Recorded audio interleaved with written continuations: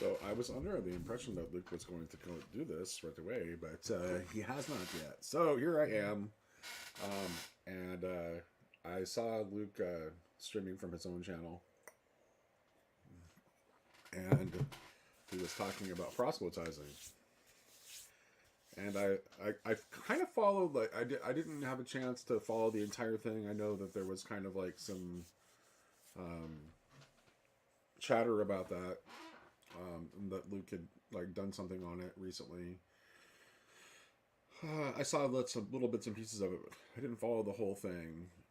It's something that I've been thinking about too. Hopefully he'll get in here and talk to me. Come on, Luke, where are you? You jumped off so that we could talk. Come on. Oh, I hate, absolutely hate being on camera by myself and talking. It just is so unnatural. I love talking to people, but oh, Lance, oh, no big deal. Yeah, I don't even. It wasn't even a planned thing. So I mean, obviously the party itself was planned. I'd invited friends over, but the idea of like streaming it was like, it was basically what happened was I decided that I wanted to see Sherry. And so I was like, oh, if I'm gonna set up an iPad so that I can say hi to Sherry during the party, it's like, well, she could just live stream it. It's so, I mean, did not everybody else have the impression that Luke was like jumping off right away to first I waited to see if he would create the stream, and then he didn't. And so I just did it, and then I figured, oh, maybe he'll get the clue, and then come on. I've got a class that starts at 7, which is in about like a little bit less than an hour from now. Oh, okay. I missed that part. Okay. Well, when he's when he's done his business, then he'll hopefully he'll realize that I've already started it, and I'm also streaming this to his channel too. So because he started it on his channel, so I wanted to make sure that we included it. So I just okay. Let's see. Let me think. So I actually was thinking about this independently of Luke's stream about it, of the proselytizing thing, because I love Hezi so much. I really do. He's so smart, and he's such a good guy. But if I'm being really honest, the entire Noahide thing bugs the shit out of me. I really don't like it. And there's something that's like, it's so obviously foreign and Christian, and it's a very late development historically. It's in Judaism, like the whole Noahide thing really only goes back to the 1860s. And I mean, I know that there were some like historical precedents, like in the classical age, and when Maimonides was active, there was like some, but it's like, for the most part, like it's just completely alien behavior for Judaism. And then and I'm bugged by the fact that like it's intentionally, some of it really is intentionally targeting Christians, people who would naturally be Christians. And I mean, I know we kind of have it coming, so karmically it's warranted. But at the same time, it bothers me, and I think I think I can talk to this, because this is the thing that I very much, where I practice or don't practice, in this case, what I preach. It's like, there is no part of me that ever is trying to proselytize my wife. There is no part of me that is ever trying to proselytize my Jewish friends. Is that because you don't love them, though, Nate? No, I do love them, and I'm perfectly happy for them to remain Jewish. First of all, like, when it comes, for Christians, when it comes to Christians thinking about Jews, we really can't think of Jews as belonging to an other religion. We really have to. Judaism falls into another category, and the principle of honor thy father and thy mother kind of applies when Christians are thinking about how we should relate to Jews. It's like, no, it's like they're like we're related to them in a way that is so close that we really can't think of them as an other religion, and it would never. I would never ever, and for whatever reason, in God's plan, Judaism has continued concurrently with Christianity in history. Yep. God has some purpose in that. Yeah. I'm not going to claim to know what it is, but I know that nothing that God has ever said about the Jews is negated, because Yeah. it's the word of God. So why would it be negated?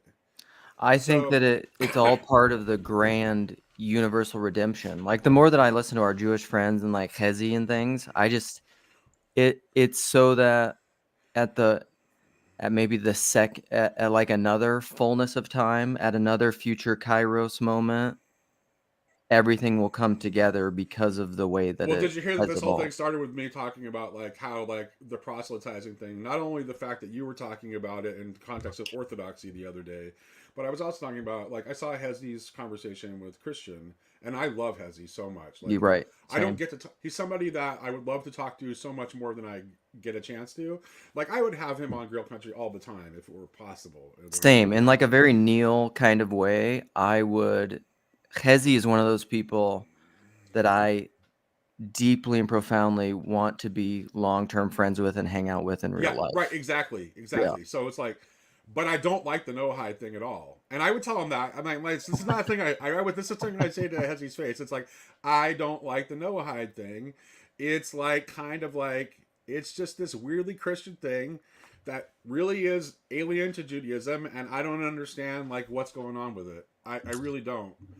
Yeah, And I don't know. I don't think I understand it well enough to really give an opinion on it, but it's like it almost seems like a like a blurry way to lose the distinction and particularities between things. Like, I think we can maintain those while having a unity.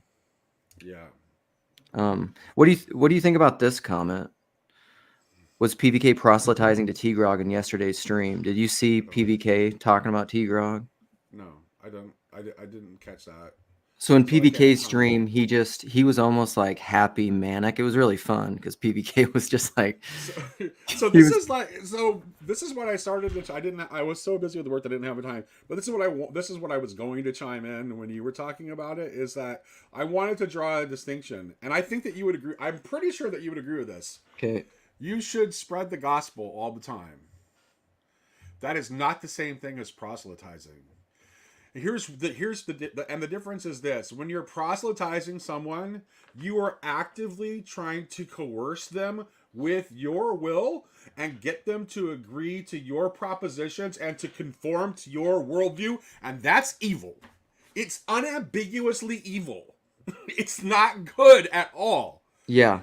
But if you declare the gospel and you show the gospel in your life, then people will then you are showing something beautiful, which creates a natural attraction, and people will come to it on their own, and you trust God to lead them to it. Yeah, because the gospel is not, I mean, this is where you and I would probably because the gospel is not merely or even primarily propositional. Right.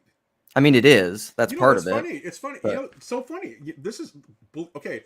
This is hilarious because you're going to think this is John Vervaeke, but this is Maximus. This is for passage. uh-oh. This is the passage I was reading for the class that I have at 7:00, which Wayne is in too, by the way. And I saw Wayne was in your chat. The word of Scripture recognizes that knowledge of divine realities is twofold. On the one hand, there is relative knowledge based on reasoning and concepts, and lacking the actual perception of what is known through experience. And it is this knowledge that we use to order our affairs in this present life. On the other hand, there is knowledge that is true and properly so called, which is gained only by actual experience, without reasoning and concepts, and provides by grace through participation a whole perception of the one who is known. By this latter knowledge, we attain in the future rest the supernatural divinization that is actualized unceasingly. They say, moreover, that relative knowledge based on reasoning and ideas can motivate our desire for the participative knowledge acquired through active engagement. They also say that this active experiential knowledge, which by participation furnishes the direct perception of what is known, negates the relative knowledge based on reasoning and ideas. Yeah, absolutely. He's talking about participative knowing. Well, and Nate, the reason is, it's so interesting because like I don't even like saying this, but it's true. Like I'm trying to make a commitment to, instead of just like defaulting to media and YouTube and stuff when I wake up in the morning, I'm trying to do prayer and scripture readings and lives of the saints and the stuff I'm supposed to be doing. And the scripture reading for today was from the Gospel of John. And the end of the scripture reading says, I don't know, there's a lot of, I mean, this is a synchronicity, but it says like, I can of myself do nothing. As I hear, I judge. And my judgment is righteous because I do not seek my own will, but the will of my Father who sent me. And I was talking to this guy yesterday about this too, and we were talking about like this. He was bringing up talking and how people talk a lot, which is very much within the like propositional reason, ego, what I would call egoic knowing mode. But the integral inner voice that you really only know probably through listening, and then when it has no separation with the doing, like that is integrity, where there is no separation between the thinking and the reasoning and the doing. It's just you hear and you do. Like it's one act. Well, do you remember how right? Yeah. Well, hearing and doing, and also knowing and seeing. Yeah. Which is also that's also definitely a participative kind of knowing. That's why I opened that conversation on participation that I had with Jordan Daniel Wood and John Vervaeke and Sam. That's why I opened by asking for John Vervaeke, like, what kind of knowing was involved in the transfiguration? Because it's clear that like it wasn't propositional. Because if it were, then they wouldn't. How did they know who the two guys were? They didn't have to ask. They didn't have to go, "Hey Jesus, who are these two guys standing here with you?" They knew it was Moses and Elijah. They just saw it. The seeing and the knowing were one. Yep. Well, that's kind of there. Oh, I'm gonna blank on the guy's name now. I've been talking to him. He's not a big TLCer, but he reached out to me at some point, and I've had like lots of conversations with him offline, just like in Signal. Right. And he was saying, "What is that verse that like we now see by faith, but later we'll see by sight?"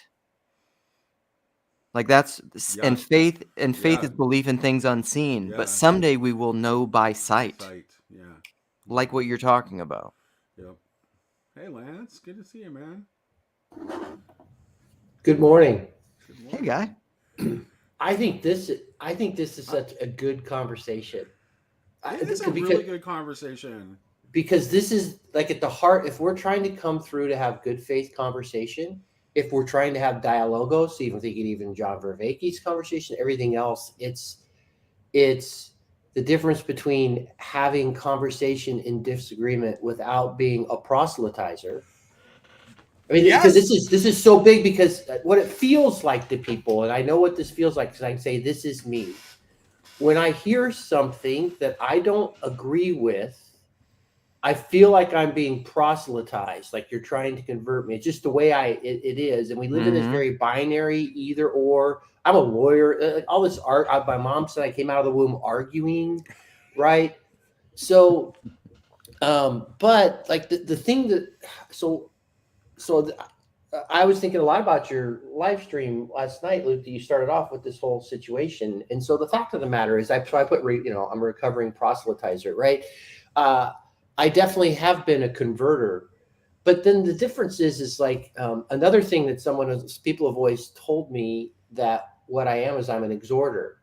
Like I am someone who's excited about things and I get passionate about them. Like if I find a new band and I think you're going to like it, Luke, I'm going to, like in the old days, I'd go buy a CD. I'd drive it by your house because I saw there's an opening act. You don't know about them yet. I'm like, dude, I want you to hear this, those sorts of things. And so, the thing for me that I'm just trying to lay underneath this, I have this very specific place where I participate what I believe is not proselytizing, and it's 12-step recovery.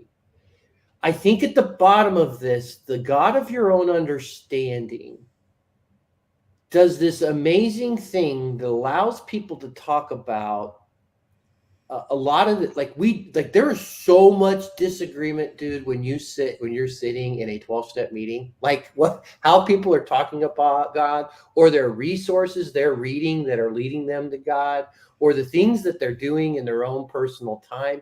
You have people that are doing Buddhist meditations, they're doing liturgical, the Book of Common Hours, they're using portions of the big book as their, like, it's all over the place, dude. But yet when I sit in that place, like, I am so cool with anybody talking about anything. It's really weird. Like, you know what I mean? Like, I go to that place and I don't have this sense that I have, to do that. So, like, because Luke, you make it very explicit, and so do you, Nate. You don't want Hezi to be, you don't have this deep desire for Hezi to become Anglican Christian. No, you don't whatsoever. Like I don't want Paul. Like I don't want Paul to leave that corner of that church in Sacramento. Like I would be so. If he did it for retirement reasons or whatever, but like if Paul were to do a live stream and say, "Yeah, I'm going to leave my church of these people I've pastored for 30 years in this corner, and I'm going to go join the Orthodox Church down the street," I'll tell you honestly, I'd be devastated. I'd be a bit devastated. Yeah. So I want to throw one more thing in. I'm going to shut up. You know what? Here's the other thing I was ruminating on, Nate. And I think, what another thing that allows me to not be such a proselytizer is apokatastasis. See, Robert Perry does this wonderful, like he did did these talks on it or whatever. But then he went through and talked about there were Calvinist apokatastasis people, there are Lutheran apokatastasis people, there are Orthodox apokatastasis people, there are non-denominational apokatastasis people. When you get the whole sense of the ultimate reconciliation that I think we're all persuaded it's going to happen, that totally frees up some of the proselytizing. So I'll be quiet. I just wanted to throw that stuff out. Lance, what you said there, it's like there's a way in which like that what you were just talking about is definitely related to this concept of like metamodern Christianity, whatever that is. And we don't know what it is yet because whatever it is still happening. But the church is changing, and that's like and that's one of the things that's going on is that like Christians are not like. Their practice is not like limited within their own. It's not really as limited within their own traditional denominational boundaries. They are in fact including things from other Christian traditions within their practice and within their worship. It's like, there are lots of Orthodox people who are praying the Rosary, for example. Heck, there's Protestants that have picked it up. Right. Oh man. So this is what's good and hard about conversations, and how I would love to like illustrate and point out to people that while both you guys were talking, I think I was able to keep track simultaneously while listening to you of about 4 points that I wanted to make and about a couple that were disagreements. And I was telling my wife, I think somewhat that's why I'm able to do live streams somewhat well, is because I can simultaneously talk to people while monitoring a chat and like holding a list of thoughts that I want to share. Yeah, I can't do that at all. So like a few things, like to persuade, my understanding of the Greek, to persuade is to convince oneself. It's like essentially to have integrity. And so like when one is sharing their faith or sharing the gospel, you're essentially saying, like, if this resonates to you, if deep calls to deep, and if you are persuaded yourself integrally by what I am saying, great. If not, let it go, because you can't control it. It's the apokatastasis thing. Yeah, go ahead, Nate. Okay. I didn't want to. I will just say this. I'll make it really simple, and you'll know this is true the minute I say it. What's the most persuasive thing in the world? Love. Love is the most persuasive thing in the world. So if you really want to persuade people, love them, which is what you're supposed to be doing anyway. Right. There was a great. I actually want to go find it, Lance. There's just so much gold in these scripture readings. I can't even, like, I was reading it from my wife. Where did it come from? But it was essentially like oh no, it popped up on YouTube or something. But there was some saint that said this morning, and I'm not going to remember it. Shoot. But he said, like, basically, oh no, it was in this OCA, like, scripture reading thing. And it said, there was a quote. And it said, like, when you are trying to, how to read the Bible, and it's by Callistos Ware. But there's a section there where he quotes a saint. It's so fantastic. Sorry, I really want to find the Bible, or find the verse, because it's good. Because he says essentially, like, convince. I'm not gonna be able to find it, so that'll be awkward. But he says, like, when you read the Bible, you need to read it personally, and it's not like what does it say, but what does it say for me? Like, how does this apply to me? And then also, there's some saint that says when you read the Bible, don't say, like, you shouldn't say, like, what does this mean for my brother or for the other person? It's like, what does it mean for me? Yeah. Like, don't always be taking the Bible and, like, trying to outward it and fix everybody else, like, fix yourself. Yeah. Take the log out of your own eye. That's actually like that's actually like quite a traditional way of reading, is to, like, put yourself into what you're reading. I even loved, like, Jeremy. Didn't he say that yesterday on the stream? He was quoting another saint, but someone came to the saint and said, and, like, asked their forgiveness or something. And then the saint just started praying, like, something like essentially that Jesus prayed, Lord Jesus Christ, have mercy on me, a sinner. And he's like, no, I asked for forgiveness. But, like, the saint saw forgiving the other one is so tied with his own sin. It was like an explanation of what it means when we say, like, with St. Paul, like, I chief of sinners. It's that, like, all sin is really rooted in your own. It's almost like the Dostoevsky thing. Like, if I were what I was supposed to be, if I was obedient and aligned with God the way that I supposed to be, that would take care of your sin too. It's like love covers a multitude of sins, So this is I think this is actually interesting here, because so why are we talking about proselytizing as opposed to evangelizing, and do you think they're different?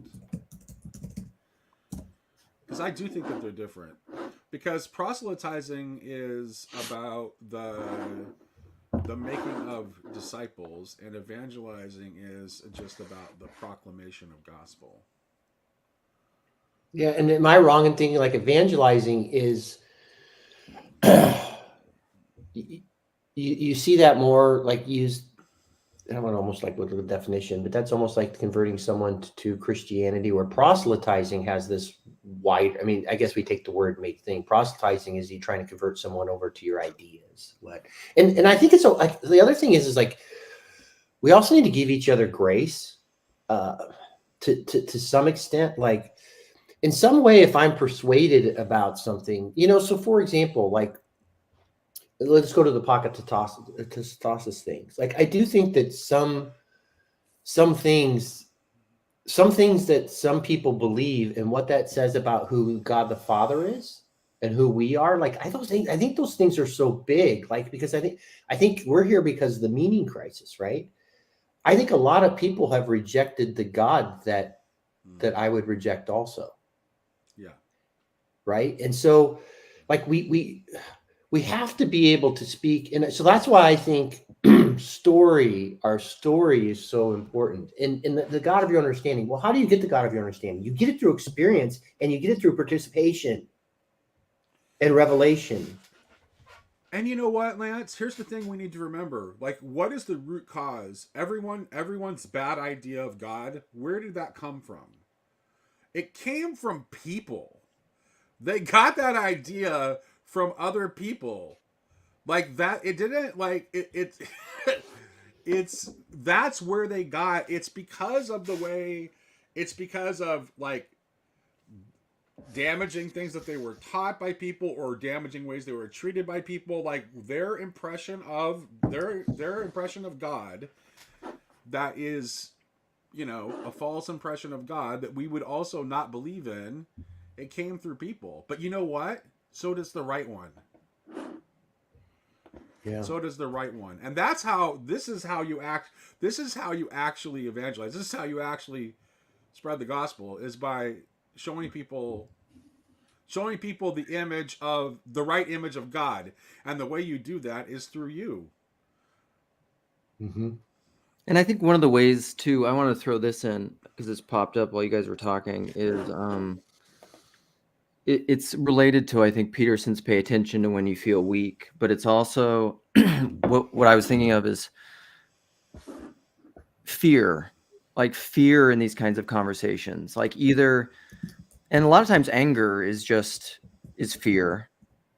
A lot of times when you're angry at something, it's fear, but really try to pay attention to your motivations and to what's going on in your own heart when you're talking about these things, because they're all gateways, I think, to your intention and your integration. Because I think when you're truly evangelizing, it's just gonna be love, like what you were saying. There's gonna be no fear because you're just talking about what you love, and that's what letting the cards fall where they may means, is like you're letting go of control. It doesn't matter how you respond to it.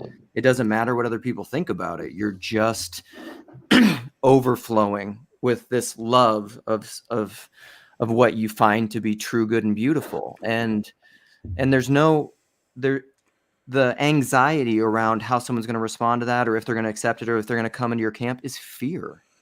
You know what? People get mad at you when you're actually doing that, Luke. They really do. Like, I don't know if I want to talk about this or not. Are you aware of how much Jacob thinks that we are dangerous, you and I? Oh, I think he said, well, I've been talking to Emily a little bit, and so I think I know a little bit about it from X. And you know the root of that is that because we do not sufficiently hate the people we're supposed to hate. Yeah, it's like he said something on X, like we TLC needs to get better at just like shutting up the people who are wrong, or stop platforming the people who are wrong. Like us. Maybe this guy. I don't know, not Lance so much. People just Lance. I think Lance. I think Lance. I don't know. Lance is more likable in some ways, I guess. Lance doesn't get the level of heat. Yeah, I don't know. Like, what is it? I actually got so. I mean, it's like I had to mute him on Twitter. I just like for my mental health. I really did. It's just like, you know. So what is it? Like, I know you and I both get like really fired up. Like, we get really animated, and you can get combative. Yeah, Neil can join, right? Yeah. I'm gonna probably be going a little bit now because I have kids waking up pretty quick. But like, maybe Lance can keep this going because I gotta go soon too because I got a class.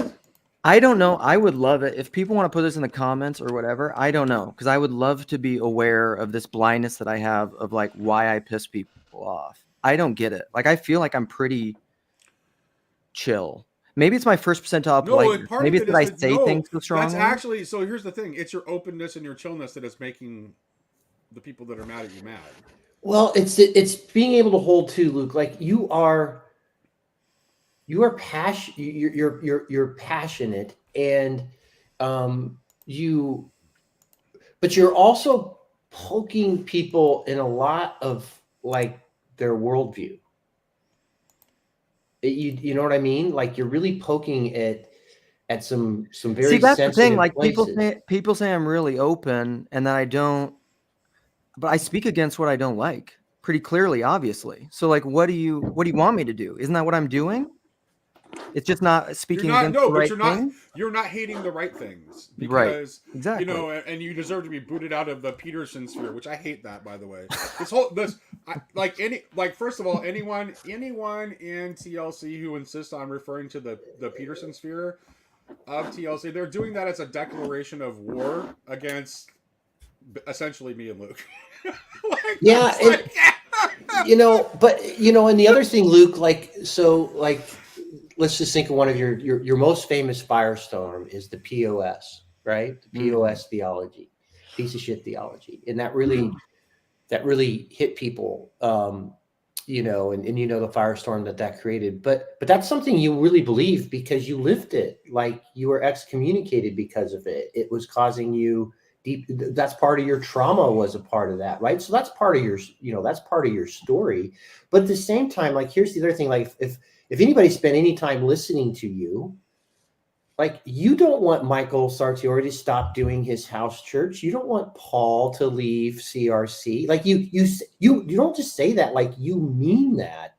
So people need to say, okay, he's not trying to or you don't want Jeff P to leave his church. You love Jeff P. Michael Lady, you don't want Nate to leave the Anglican church. Like, you've never wanted that, nor tried to communicate about that. But you're very passionate, but the stuff you talk about pokes people right in the heart of their propositions, and it feels very uncomfortable to people. I mean, do I want people to stop playing the game of zero-sum winners and losers conversionist via propositional tyranny?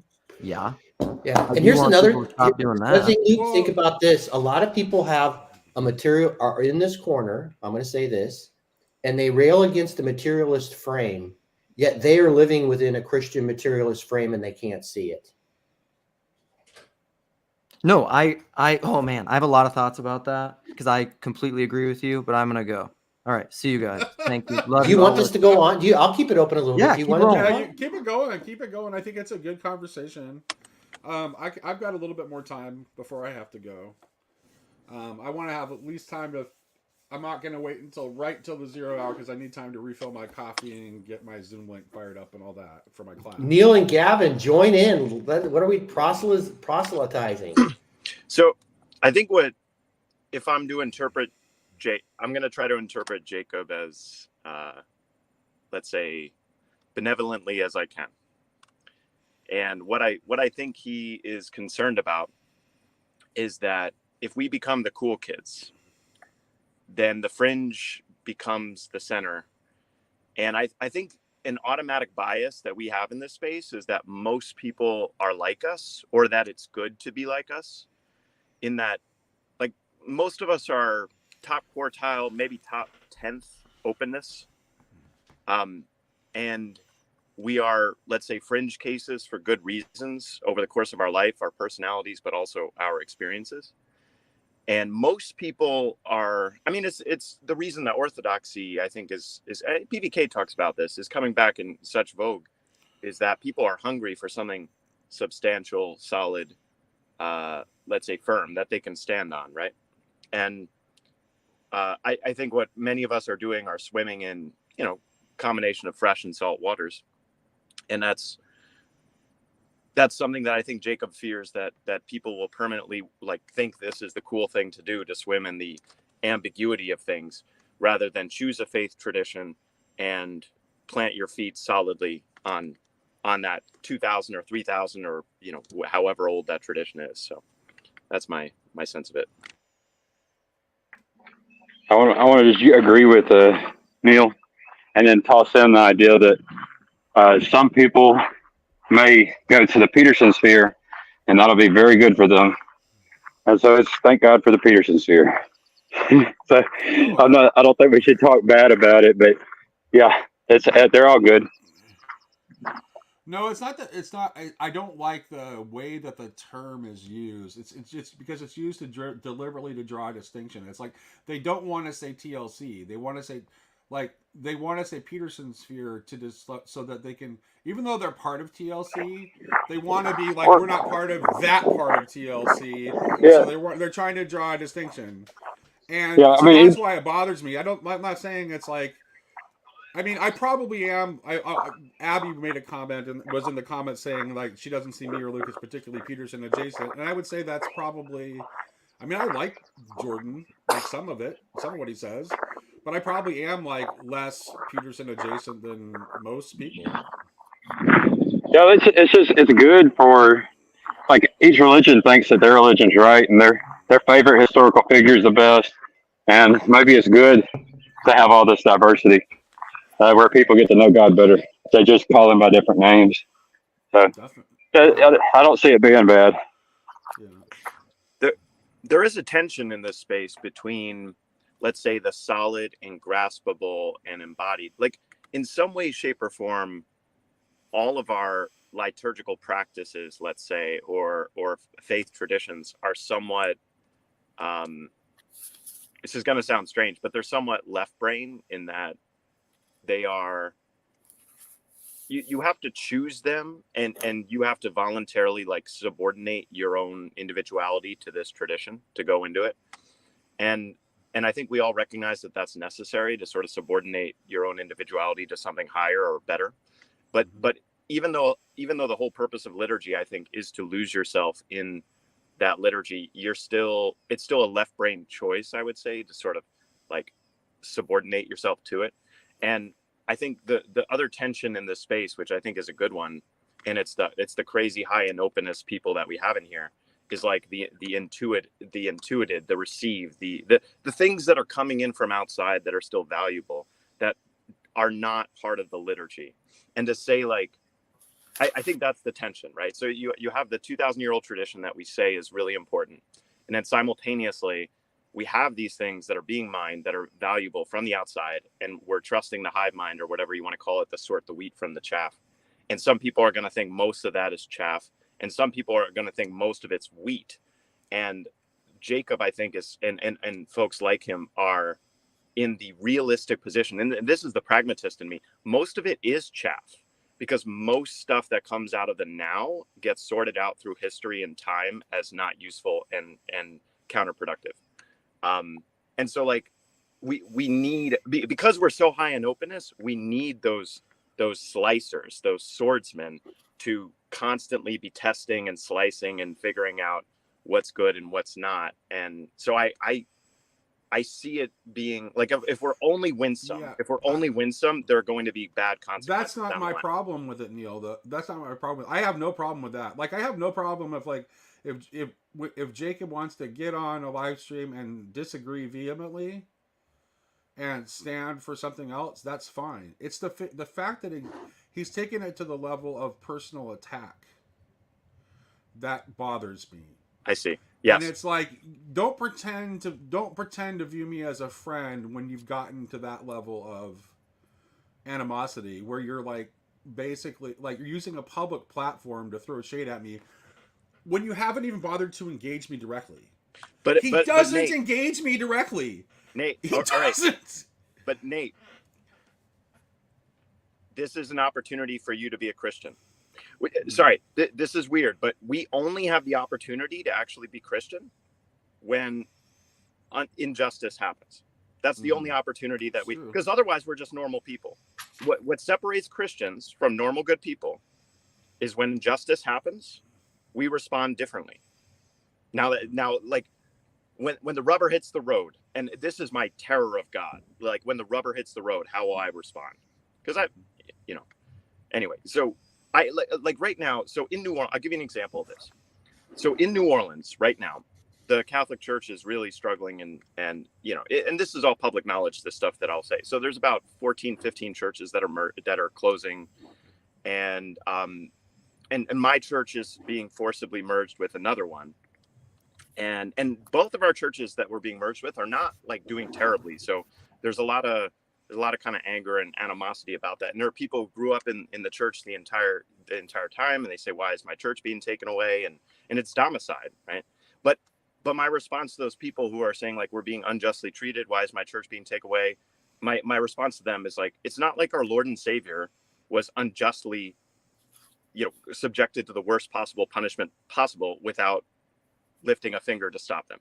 It's not like the center of our faith is based around, you will suffer injustice and here's your proper response to it. So it's like all these people who are Christian, they practice their entire life being Christian, and then something really bad happens to them, and then we see if they're Christian. And like Question. I don't know. They're oblivious to this. They're oblivious. Like I say this to them, and they're like, "How can you?"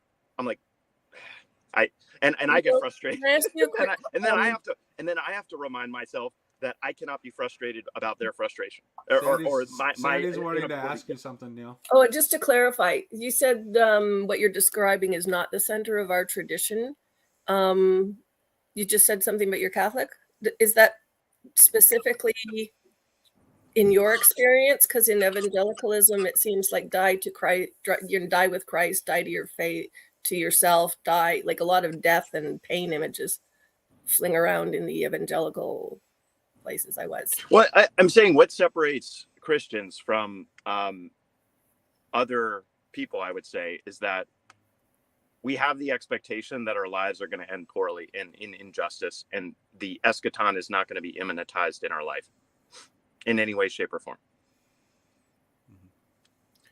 Because I don't know how to interpret I don't know how to interpret the crucifixion any other way. Like Well, you do know there's a lot of megachurches that are full of people that don't think that, Neil. No, but this is my point, Nate. When I'm having the discussion with other Christians who are so focused on the injustice of having their church taken away. Yeah, I get you. Yeah, no, I don't feel like there's any.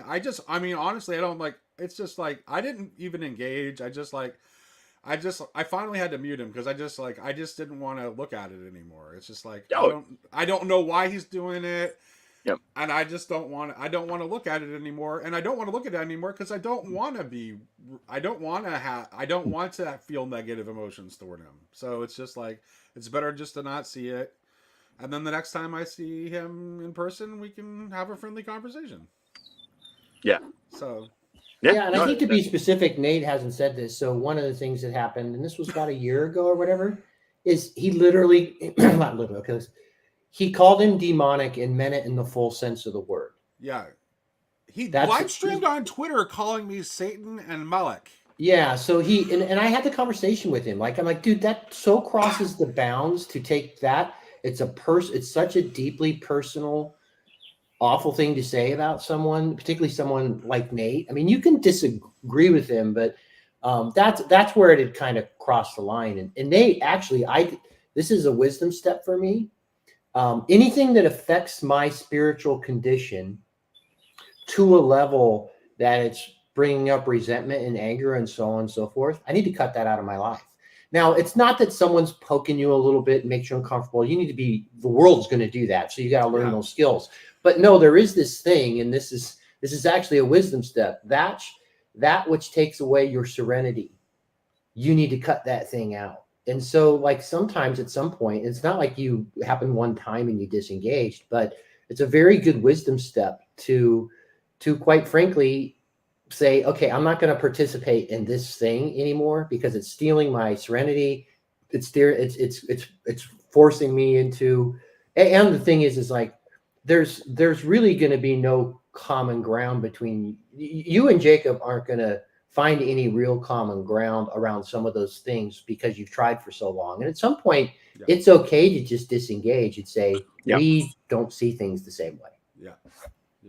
And I actually have to go. I have to go because I got my class coming up. But please keep it going, Lance. And I say that though, I still followed. Like for me, he didn't call me a demon, so I still follow. But I still follow Jacob. I'm not. Yeah. People should follow Jacob. Jacob does a lot of cool stuff. And I don't have anything against Jacob. Yeah. I just don't want to see him throwing me under the bus in public spaces anymore. So I muted him. And I would say this on the other side, which is like, I mean, what we're doing right now, Jacob started this. Jacob is driven around the country to meet people in person because he loves a lot and he loves these people. And so he's not lukewarm. No, he's very particular. He's irascible. He loves that. I mean, that's part of kind of who he is. And he's a great opponent processor. And so, all those things are there. And everyone knows this. He knows this about himself. And by the way, Jacob would not shy away. If he was watching, I'd love to come in. He firmly believes that Nate's demonic. Can I ask a quick question before you leave, And Nate? with that, okay, yeah, go ahead, very quick. I jumped on because you were talking about proselytizing. And I tried to catch up, and I got about 7 minutes out, and I never got there. And I jump on, and you're talking about Jacob. Was the proselytizing conversation because of why you're talking about Jacob, or was it unrelated to that? And you just switched it just kind of came up in the flow of conversation. It has nothing to do with what we started this conversation about. Okay. And I don't remember what the bridge was. Okay. Honestly. Yep, that's it. I gotta go. Bye-bye.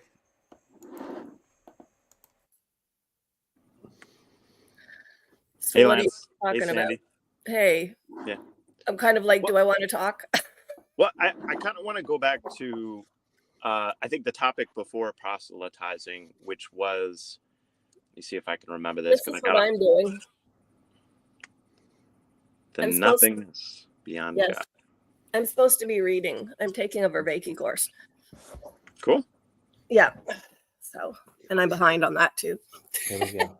So what were you saying there, Neil? Yeah, but before proselytizing, well, no. This was in the proselytizing vein. We were talking about the difference between proselytizing and, let's say, engaging, or I forget the exact word, but then Nate summed it up by love, in that if you really want to change someone's hearts, the right way to do it is through love.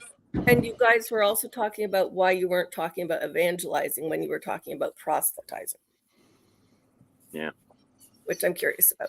Yeah, I think probably people use those the same way, and I think evangelizing was spurs it's a Christian term, the evangelion, Christ's victory, right? So it was there was this, it was very much tied to that. Now, I think if we would take it in a modern context and update the dictionary, I bet it would look a lot more like proselytizing now, wouldn't you guys think? Like, I think it's probably fairly synonymous in how it's been adopted into the culture. So, because both of them, I actually looked up in the dictionary, both of them are, what it's trying to do is convert someone into your own ideas or convert someone into Christianity. It's about trying to get someone to change themselves to be more like the thing that you're trying to talk about. I mean, and that's such a fine thing, like we talked about here, which is,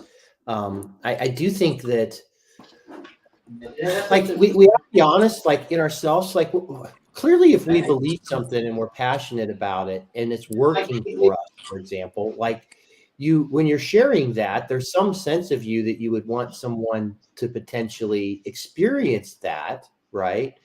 But what's at the bottom of your core? I can just speak for myself. There have been times when I've talked to people.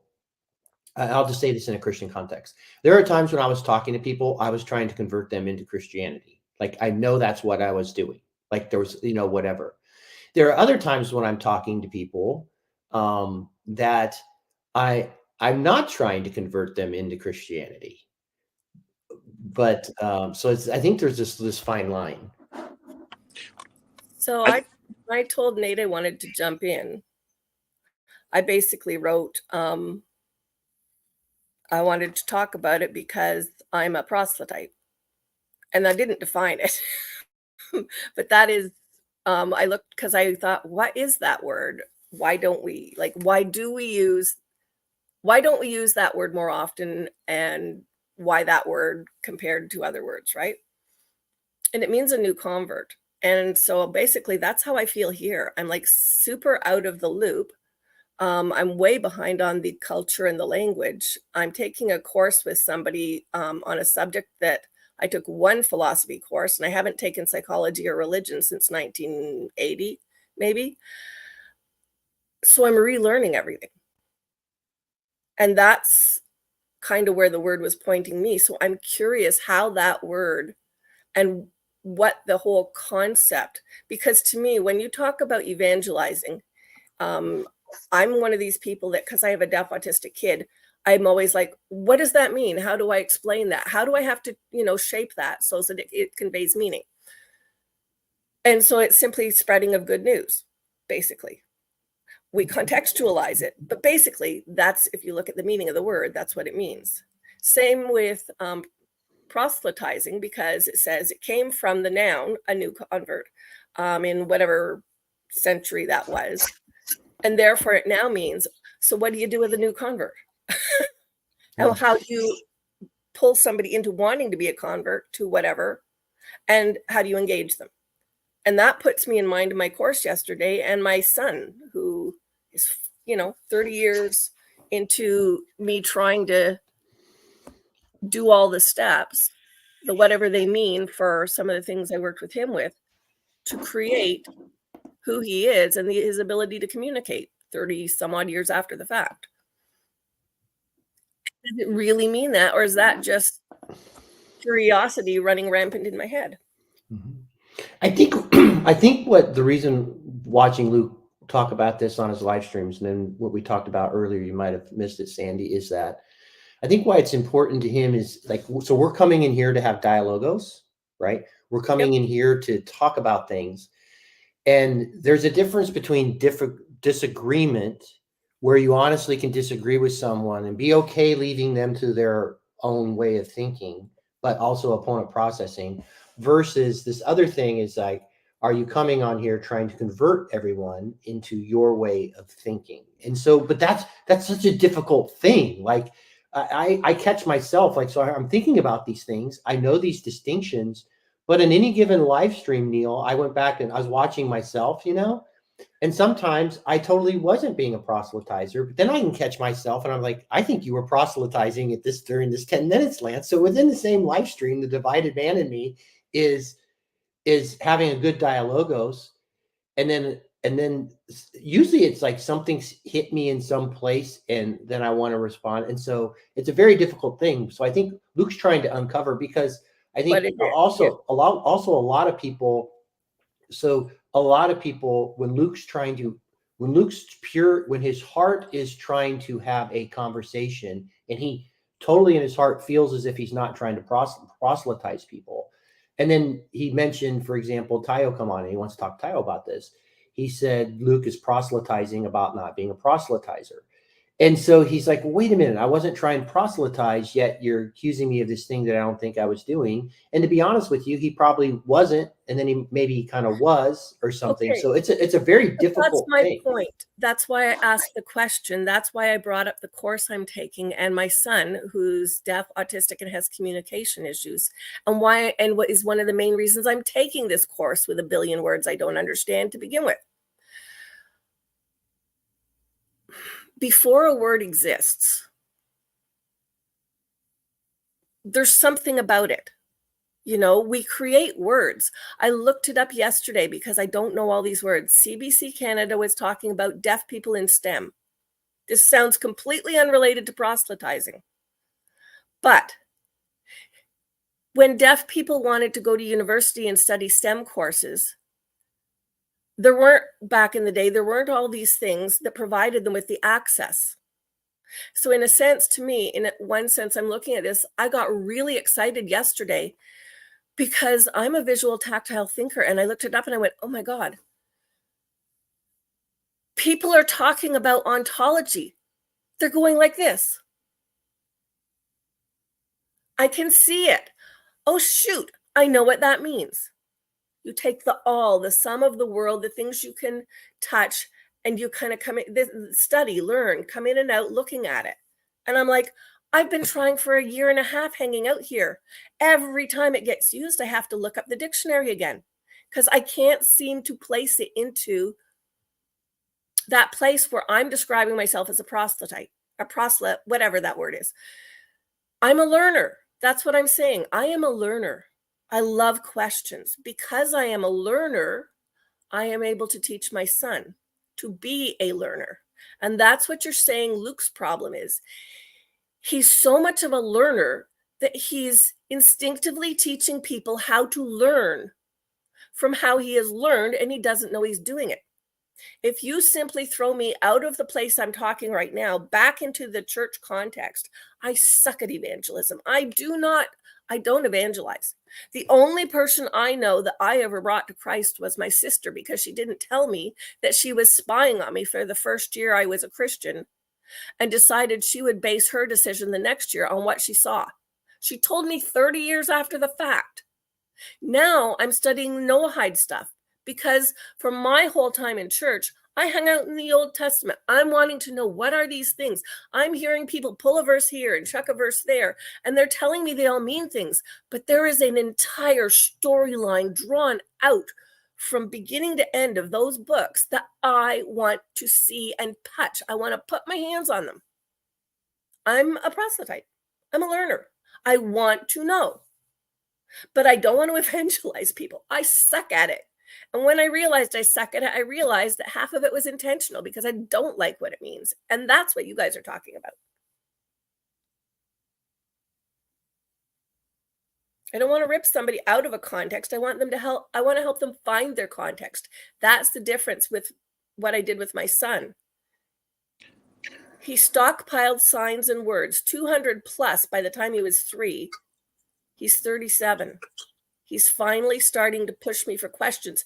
He tormented me all Easter weekend with this thing, wanting to know what diarrhea was, and looking up every single reference thing he could figure out and framing questions with his hands. That's not because I taught him that at 3. He's building a map. Yeah. He's building a map. He is a map maker. He has been. That was math and maths were our first language with him. Math and maps, because I could see that's what he thought. Yes, he's making a map. Well, words are what you're getting at, Sandy, is that words are symbolic, and the nature of symbols is that they're approximations and not. And so the best way to get a better understanding of something through approximations is through a variety of approximations, through different perspectives. And I think that's the reason why there are 4 gospels, for instance. But yeah, so this hit me recently, that words are inherently treated as true or false, like cold, wet. And then if it's qualitative, we say very cold or very wet or very like, and but it's not, it's an approximation when we sometimes treat it as and maybe what I'm also hitting at here is Luke's dislike of confessionalism. We treat all these things as like we have full understanding. Like yes, yeah, like it's fully yes, and more of like we're trying to get a better understanding.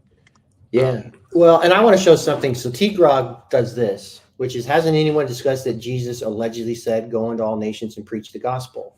I think that's what people think that the Great Commission said. That's not what it says. It says, "Therefore go and make disciples." Right? There's no preaching in this. Go and make disciples of all nations, baptizing in the name of the Father and Son and the Holy Spirit, and teaching them all that you have your learning thing, all they commanded. So what does that mean? Paul went to cities, for example, and hung out with these people for 2 or 3 years, right? Showing them, getting to know them, teaching them. That's not to go preach a gospel message to people and let them hear the gospel message. No, go and make disciples. And disciples are deep one-on-one relationships, right? What did he do with them? He said, "Come follow me." He didn't say, "Here, read this thing about me." He said, "No, come follow me," right? And then they spent time with him. So I would just say, to me, that's also what we're talking about a lot here, which is, it's about participation. It's about relationship, right? It's about spending time with someone. It's not talking about thinky-talky things or preaching a certain idea or whatever. Jesus was never about that. He never told someone pray this prayer. He said, "No, come follow me, taste and see, come and see."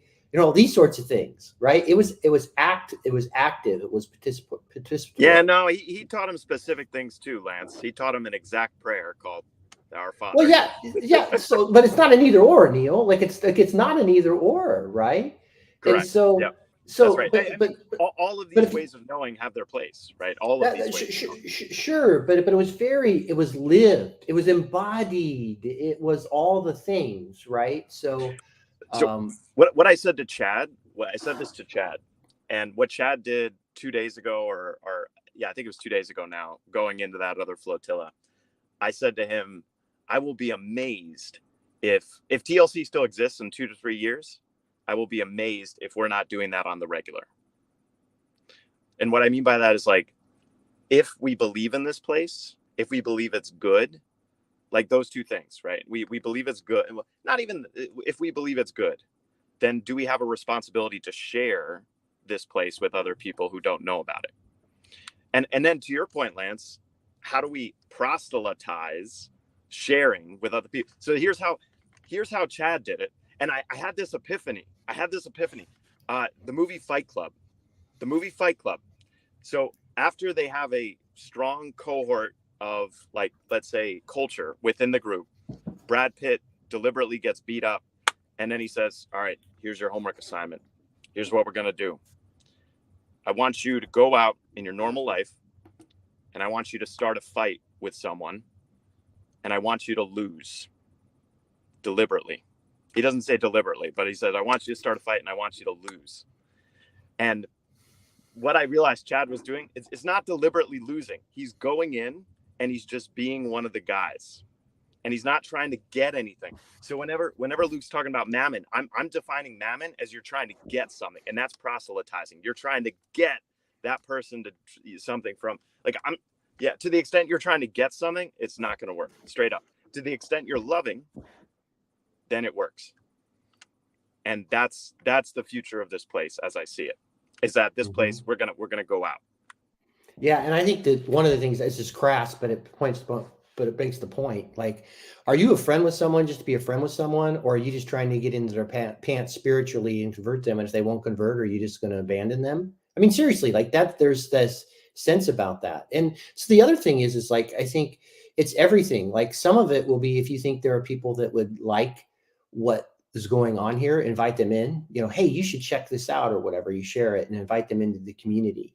And then the other ways that you can take this out, which is you start living out the things that we're learning in here. Like, I've taken ways of being and ways of thinking that I then hopefully exhibit.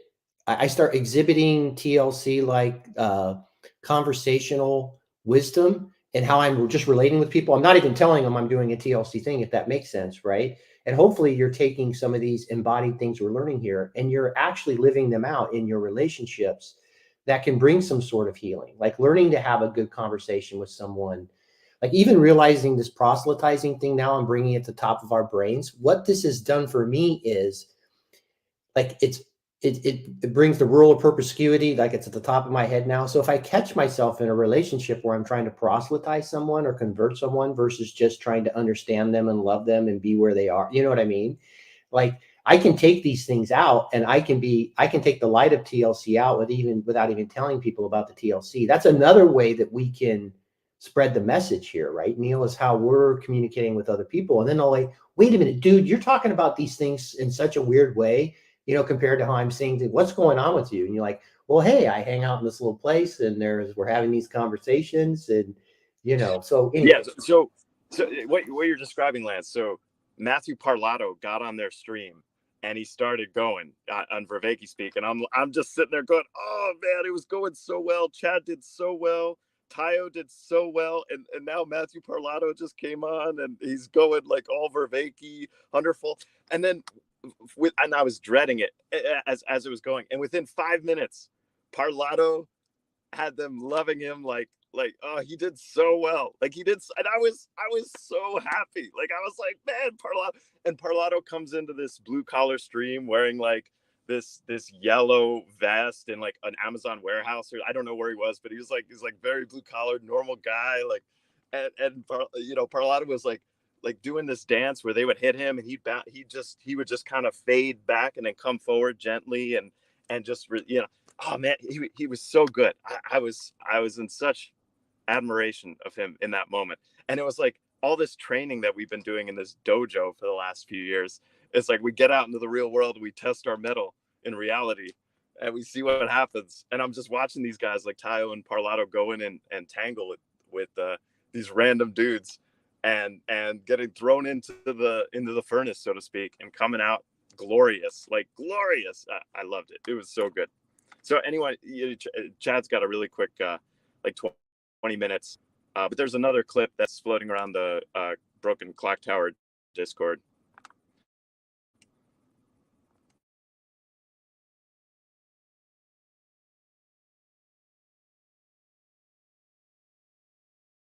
I think this shepherdess comment is so good.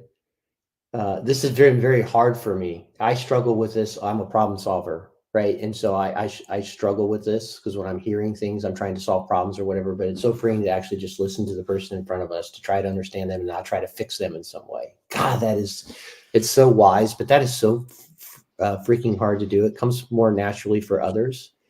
So I think some people who are nurturers by nature have that ability to listen more naturally and really feel and have empathy and care for the person in front of them. But I think that's a heart of it. Tunji, what do you got? Tunji, yeah, Tunji. Good to see you, Neil. Hi, Sandy. Hi, Lance. I have a couple of things in mind. One is the saying of Paul, I wish everybody would be like me, except for my chain. And I cannot say that I am as confident as Paul, but I share the same hope that he has, that is the eternal hope of resurrection, that I wish everybody has in Jesus Christ. So that is a foundational truth. It's that's one thing, and it's a wish. It's Paul says that he wishes that that would be the case. And then we have to recognize the limit of the space where we are on the internet, because I am a big fan of the show don't tell kind of approach to evangelism, especially in the way that you live a good life, and then people ask you, hey, why are you doing these good things? Why are you reacting in such a way to this and that? And then you explain, yeah, it's because of Jesus, and because Jesus loves me. That's why I am like the way I am. But on the internet, and I have no way to show you the way I live. I can only jump on a conversation and say something, and and then it comes to the way that I interact and the respectful manner that we can have discussion. But I cannot I cannot put my action, my internal being into words in here. So it's gonna be a compromise of evangelizing. It's gonna be a compromise of proselytizing and anything like that. And then I was something that I noticed. I should have noticed early when I first came to the live stream, is that this is a place with a lot of trauma.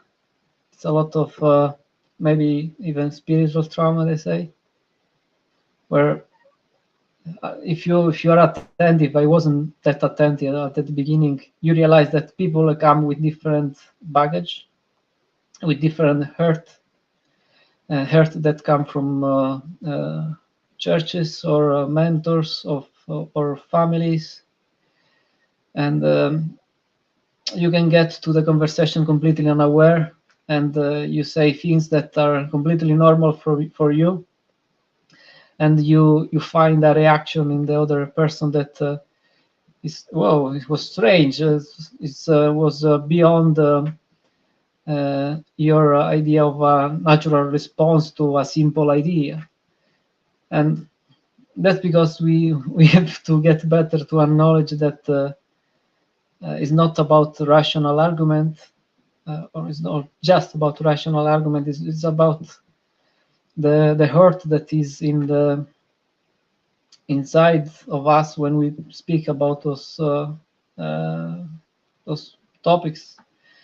I mean, there are things that bothers me and fires me up when and I want to say something, I want to respond, but maybe the same thing is not bothering at all other people.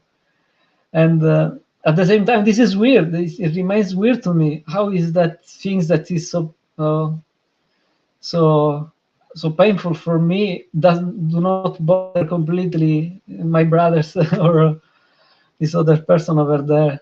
And I have to make the effort to see, okay, then maybe it is also the other way around. The things that is not bothering me is bothering the other people when I say something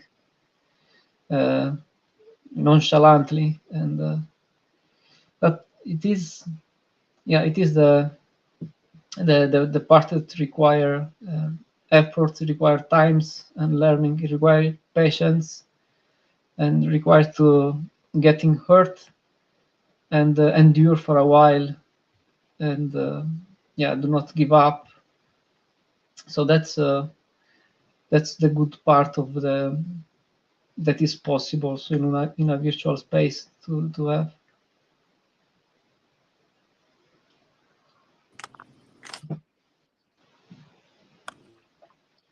Also, there was something that bothers me about Luke. I wanted to, anyway, I wanted to respond I to Luke. apologize. I have to. Yeah, I have to go into my daughter's. I'm at my daughter's dance competition, which is an all-day thing. I got. She's got a dance coming up. I'll see Thanks, you guys. Neil. Thanks, You'll free up. You'll free up a little bit. Yeah, exactly. And but the vulnerability, the safety in this place of sharing vulnerability that you're talking about, Tunji, I think it's one of the most important, essential things that makes this place what it is. So, yeah, I agree. I guess. And continue, Tuji, like, because I think Luke's totally fine with this. He's trying to explore, like you said, there was something that he said that bothered you. What was that? Yeah, he hit me and maybe also Abby with some etymological bullshit in the chat. He has this you say colpi di coda with he puts some comment afterthought. He come up with things like suffering is the meaning of suffering is undergoing, is to undergo, and this is exactly etymological bullshit. When you pick something that you know exactly what it is by experience in life, and then you disconnect with what the other person is saying, and then you put your intellectual understanding to it to discount and devalue actual reality. So that was bad, but okay. This is part of the things that hurt, and then you get over it. Then there are the other aspect of things that are more doctrinal, theological, let's say. I'm not a universalist, and I have no problem talking to universalists. It's interesting, but the more I talk, maybe the more I realize that I disagree more and more. That's fine. That's not a problem. But then there is the aspect that, going back to the traumatic thing, that you see that there are implications to one doctrine that are really offensive to your idea of God, but the same things are not offensive to others. So I don't know, it's difficult to reconcile such things, and I want to trust more some biblical kind of wisdom and discernment when it comes to it. This is what I think is the right approach to see if according to Scripture and the Church and anything that has any authority, that things is it's beneficial, it's good, and it's right or not. But that is another argument. It overlaps with the problem of trauma. It overlaps with the problem of how do we deal with with different people being bothered by different things. So what I was going to say might relate to that. I belong to a couple of writers groups. I've maybe since 2013, and I started out writing poetry, and now I'm trying to write memoir. And so we'll get together and you read pieces of what you've written. And one of the things that I ran into there, and actually from my music teacher, who was also a journalist, was talking about needing to leave spaces for people to breathe, and how like light or dark the things you write are, you know, how are they going to impact people, you know, and what the pattern should be for a good storyline, which also is kind of what would be a nice pattern for a conversation here. And it really perplexed me because I'm writing about some difficult things, but I was trying very intentionally to write carefully about them, you know, in both poetry and prose. And people would keep saying to me, "That's so dark." And I'd go, "I'm sorry. I have no, like, how did I do that?" Because I kept feeling like it was being offensive because it was really dark. It was very heavy, right? And that was one of the things that my music teacher said was, when you go into journalism, you learn, you start, you know, with something that's, you know, like moderately heavy, like you balance. It's about taking things through here. And I'm hearing some of that in how you're describing how the conversations go, and the after comments. You don't have an opportunity to, you know, respond. They just kind of drop it on you and leave it on you and walk away. Those kind of things. And what I learned in the process was that I didn't realize the way the weights in my world worked. Like if we were putting them down, so as I was trying to be fair to others and balance them in a way they could be comfortable, I didn't realize the ways in which my life and the experiences that I have been through have changed my perception, perhaps, of how the weights are actually weighted. To me, when I would share something light, it's halfway down there. The other person's, I can't cope with this scale on the other side because it's super heavy to them, you know, and I'm hearing elements of that in what you're talking about in terms of suffering and things that people say, and people can say, and not just what they say, but how they say it. When I would talk about some of the really hard stuff in my life, people would say at church. So putting it into a context where you brought up, or Lance brought up, sometimes even religious trauma can happen. You know, it's the place where things mess with our head, but also our heart. Because they'd say to me, "Well, you know, God never gives you more than you can handle."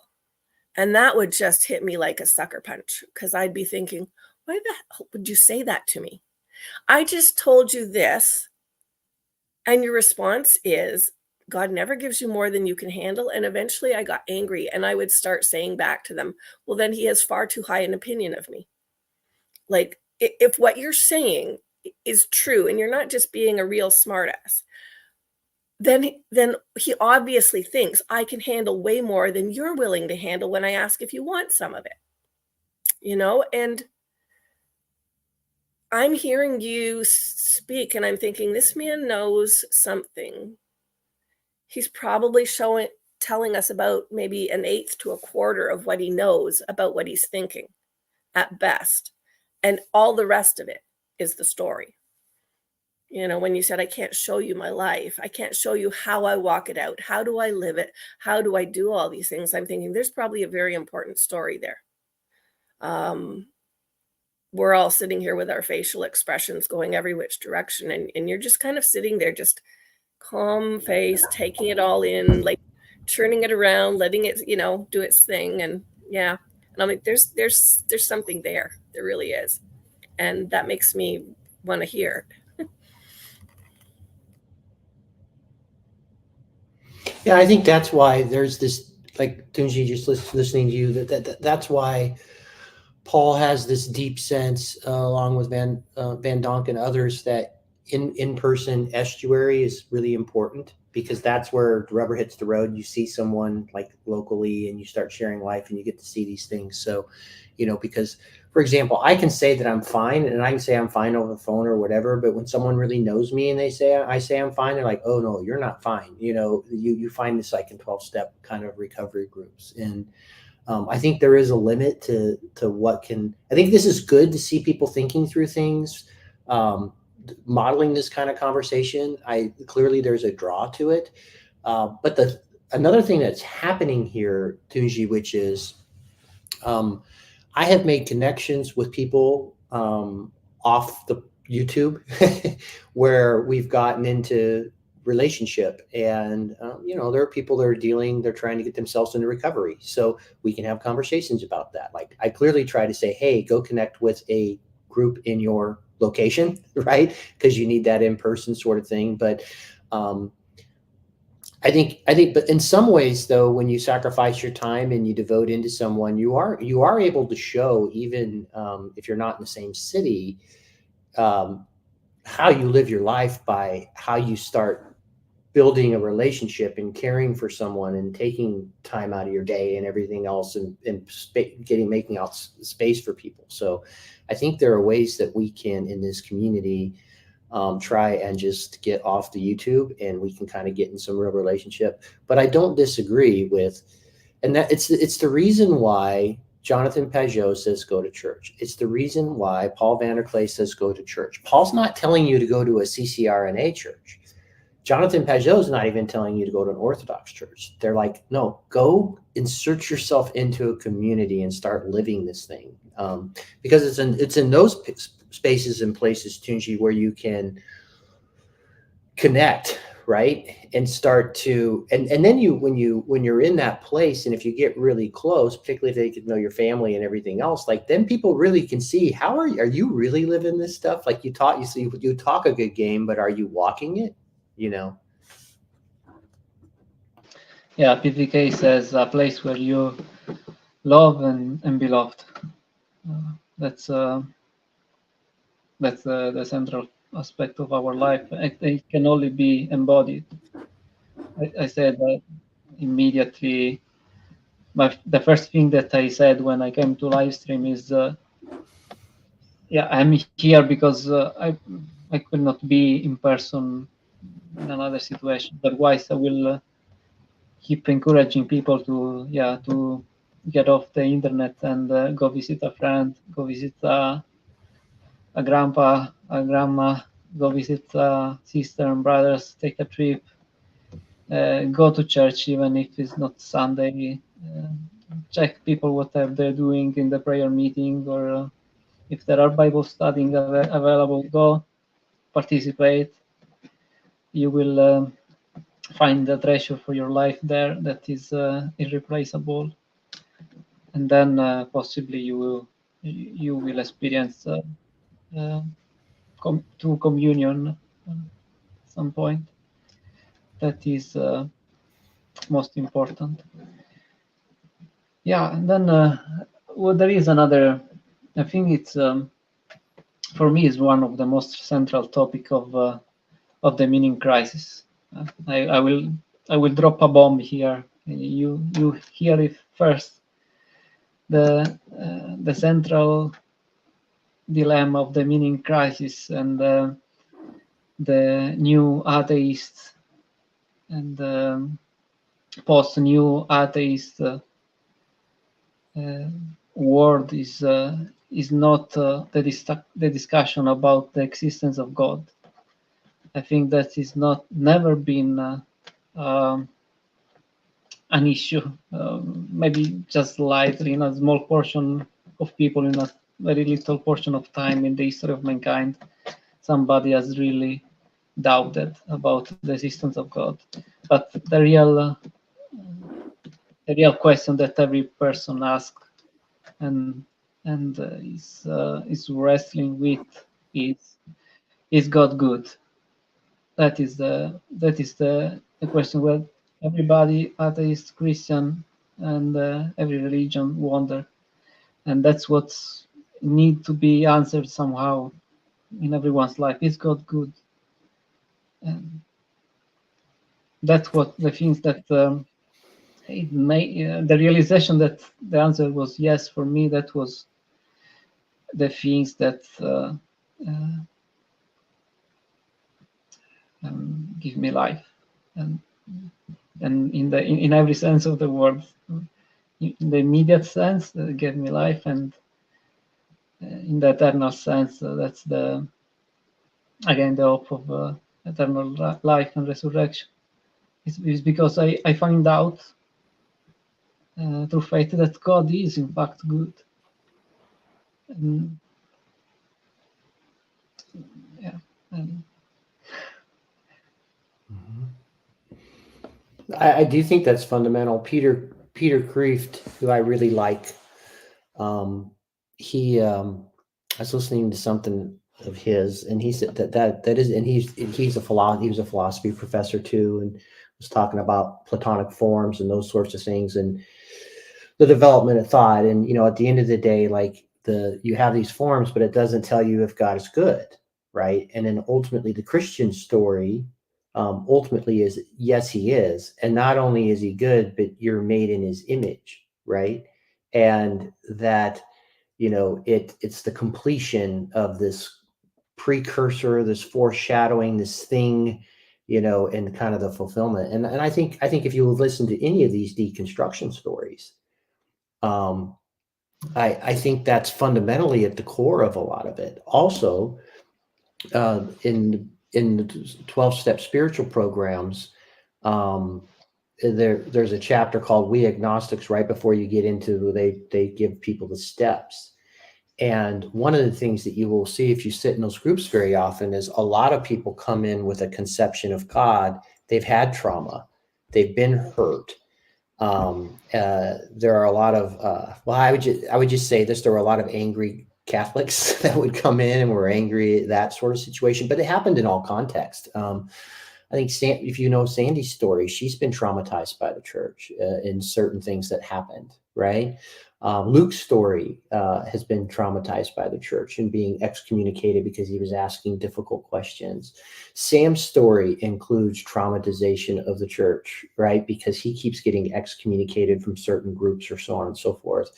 And so, one of the things that I like about what the 12-step process is it, and Paul had this on one of those videos of what Chad shared, is it's trying to get people to move past that and get into a mode of participation and an openness to let God disclose to himself who he is.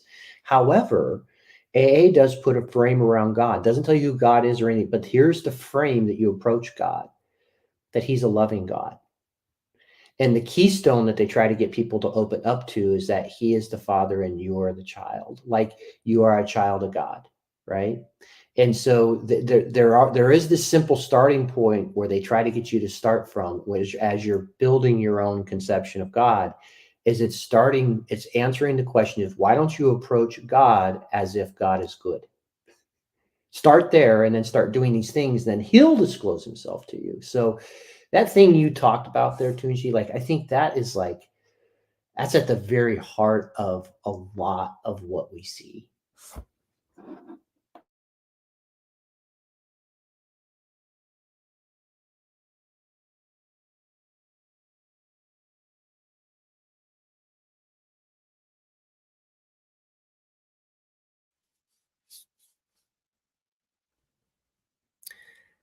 I'm thinking of something my first trauma counselor said, and I've said it before, but I took a hiatus from church for a few years, and it was secular counseling. I don't know if she had any beliefs at all, but she didn't really kind of give any idea if she did or didn't. But when I came in the day I told her I wasn't going to church, I couldn't keep going to church. I couldn't heal while I was going to church. I couldn't do that. And she asked me a couple of questions, and she said, so tell me about what that means and what does that look like, And I, gave her a little rundown, and she said, oh, good. I would be asking you very different questions if you told me you had stopped believing in God, because God is so very important to you. And I would be way more worried about you if you had stopped God than that you've stopped church.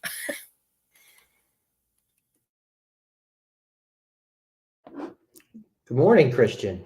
Hey guys, I've not got a lot of time, but I was thinking back to just the earlier conversation. I've missed a lot of it when the difference between the words proselytize and evangelize, and I was thinking about the like evangelism is about like the good news, I think, like evangelion or whatever, like the good news. And I do think there was someone maybe said something like proselytize was about ideas and like That was me. Yeah, I looked up in the dictionary. I'm not smart.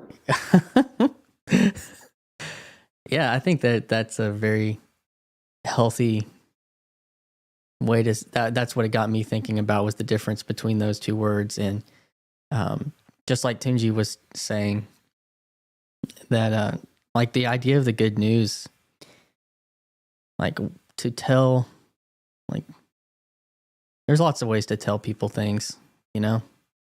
And he was talking about with your life, and the way that what hit me right before I was about to get on was just like, what am I trying to do? And what is the spirit of what like I've experienced is kind of like, you know, I've got a 7-year-old son, and when he was in like kindergarten, I was worried for him in preschool. He didn't seem to know how to play with friends very well, and I think there's several reasons for that. He was pretty premature. He's very sensitive, and there's some of it was COVID. Like he's 7, so 4 years ago he was, or 3 years ago he was 4 and 5. That developmental stage, really isolated. So I think he's late. And the thing that I keep encouraging him is like, did you play with your friends today? Did you play with your friends today? And like approaching this with a spirit of whatever this is, and trying to keep that as the spirit. And it seems like that may be what Chad's trying to do, and Teo is like, let's go play with these people. I mean, I don't know. And that's good. Like play is good, and you have a good story for people to come play in my story. And that's that whole arc thing is like, let's tell a better story. So, all right, I've got a appointment, but I'll just say quick to you, Christian, my homework from the trauma therapist, figure out who you are, what you love, break all the stupid rules. Don't drive through stop signs, just break the stupid rules. Yeah. And play big. Play. Cool. Yeah. That's awesome. Sandy, it's nice to see you. And Tunji, Lance, we'll see you guys around. Yeah, I want to share something. And if you're someone who's in therapy or counseling, this is not saying to don't do that, because I've done those things. I'm also not a mental health professional, so I just want to say this out loud. So this isn't either or. I'm not saying this, but there's this book by Dr. Timothy Petitsis called The Ethics of Beauty.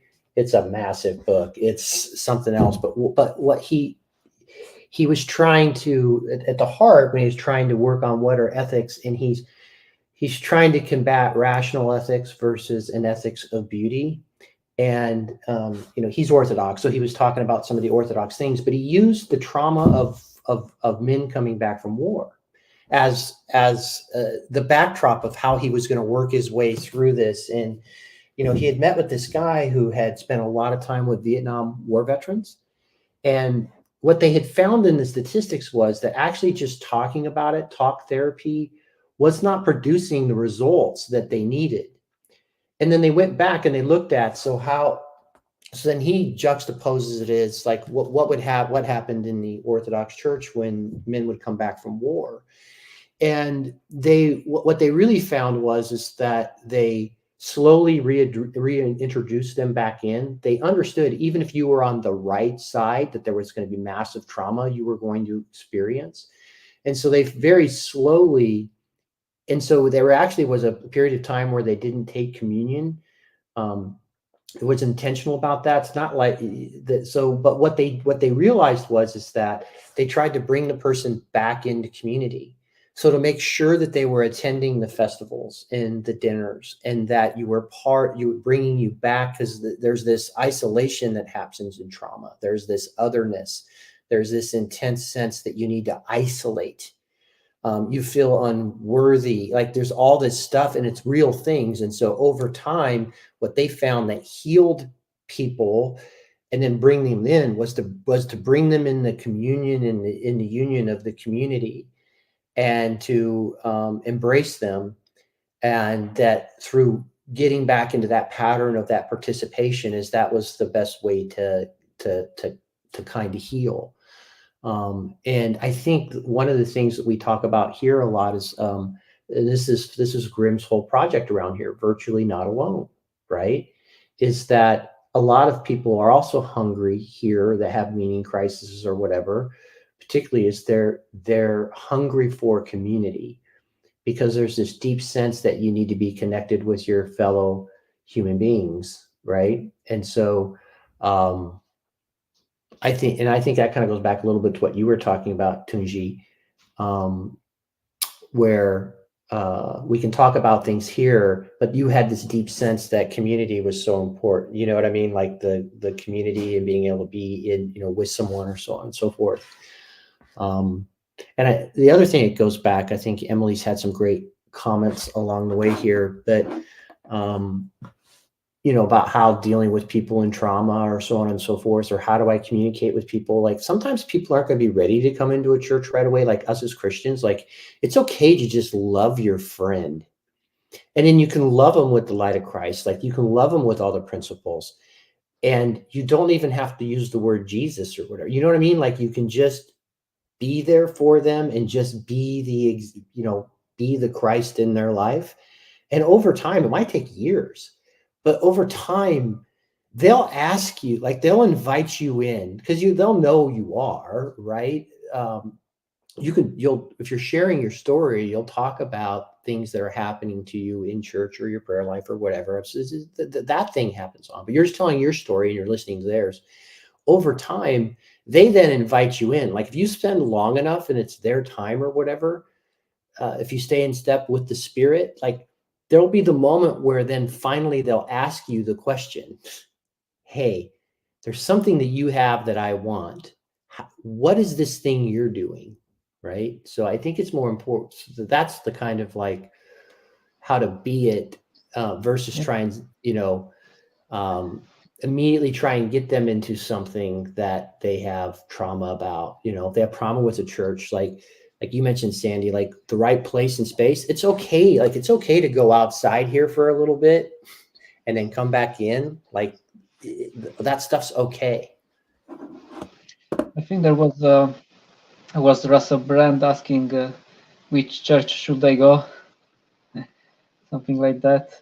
And for me, one of the nicest experiences to go to church with somebody who love, or with a friend. So my advice for him would be, who is your Christian friend? Go with him. Because if you go alone, you're going to find a lot of proposition, and then for adults, we know it's difficult to make new friends and stuff. You go with someone that you already know, somebody that loves you, and you will be much more. You will immediately experience the participatory aspect of being in the church, because you bring someone with you to participate with you, so you are not alone with the rest of the people. That is so good.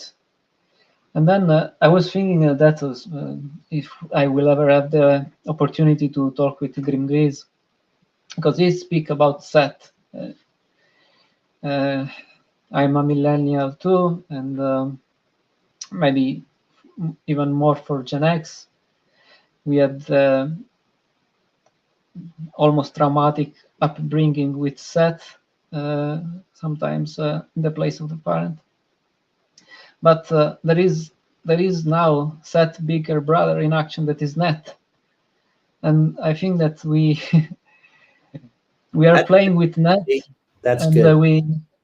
We are playing with Net like Net is it's a more generous God than Seth in that sense, but he's more generous, but he's also more powerful, and he's more tricky because he in contrast to Seth is just listen to what I say, buy what I tell you to buy, vote who I tell you to vote, consume what I tell you to consume. Net instead is inviting us. I want to listen to you. Tell me your story. Come on in. Tell me more. Tell me more. Tell me more about you. Give me some picture. Give me some video. Let's meet online. So Net is constantly inviting us to participate with him, with it, but at the same time is the mind control of Net is 10 times more powerful than what was said, because we are deceived in a way that our thought now, it's the deception really happens when we are convinced that we came up with some idea, when in reality it's someone else inspiring us that idea. That is the essence of mind control. So having said that, we are communicating in this space, virtual space, and we are socializing in the space. But I am more skeptical, like Baudrillard. He has a theory that the simulation of social simulation will just make you improve in simulating socialization. So when you are in a real situation with other people, even if you are socialized hundreds and hundreds of hours online, that will not translate automatically when you meet people in person. And we have plenty of evidence of it. The Gen Z and the younger millennial, they are totally comfortable online, but they are absolutely awkward when it comes to in-person interaction. So this is something that really we have plenty of proof that the internet socialization is not translating to actual real life interaction, good interaction and communication.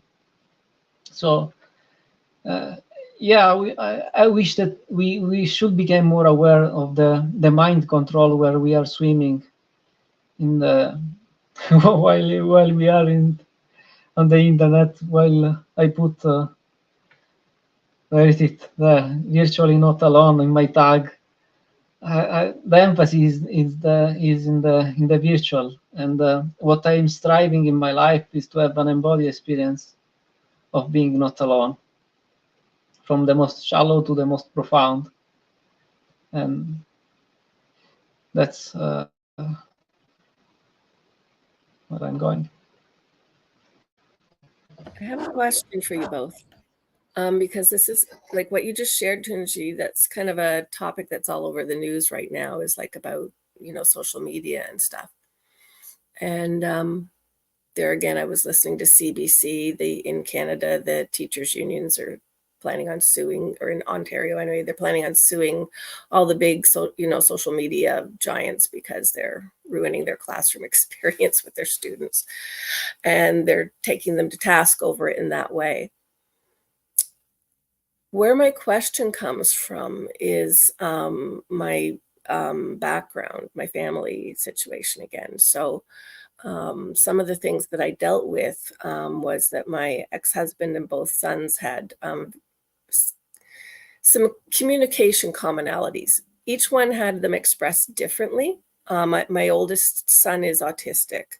My ex-husband was dyslexic, and English is a second language. And my youngest son, technically he had a mixed first language, signing and English, and then got at 2 years old, dumped suddenly into an all hearing community where you only spoke English.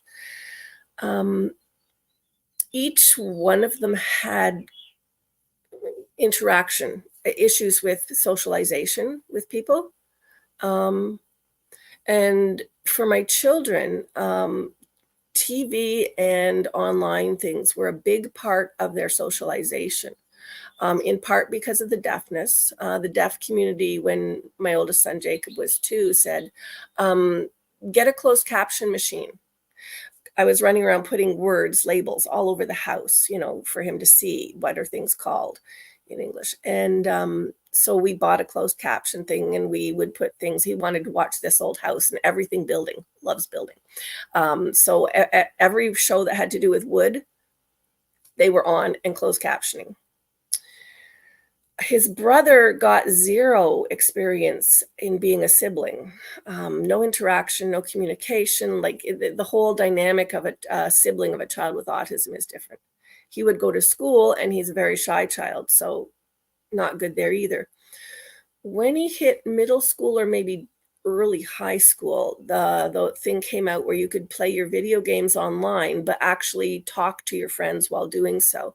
And so he asked if he could do that, and there was some kids that he was doing that with. So, and I would say, yeah, absolutely, go ahead, because I noticed that as he was doing that, where they were talking about a shared experience, but it didn't have to be tangible, he breathed a little more relaxed, so I used those things alongside of other things that we call the more correct way of doing it, and I'm just kind of curious, because I'm very afraid that what I'm actually hearing is people doing the all or nothing thing again.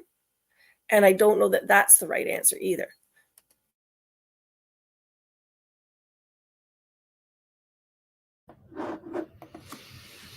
No, I think that is true.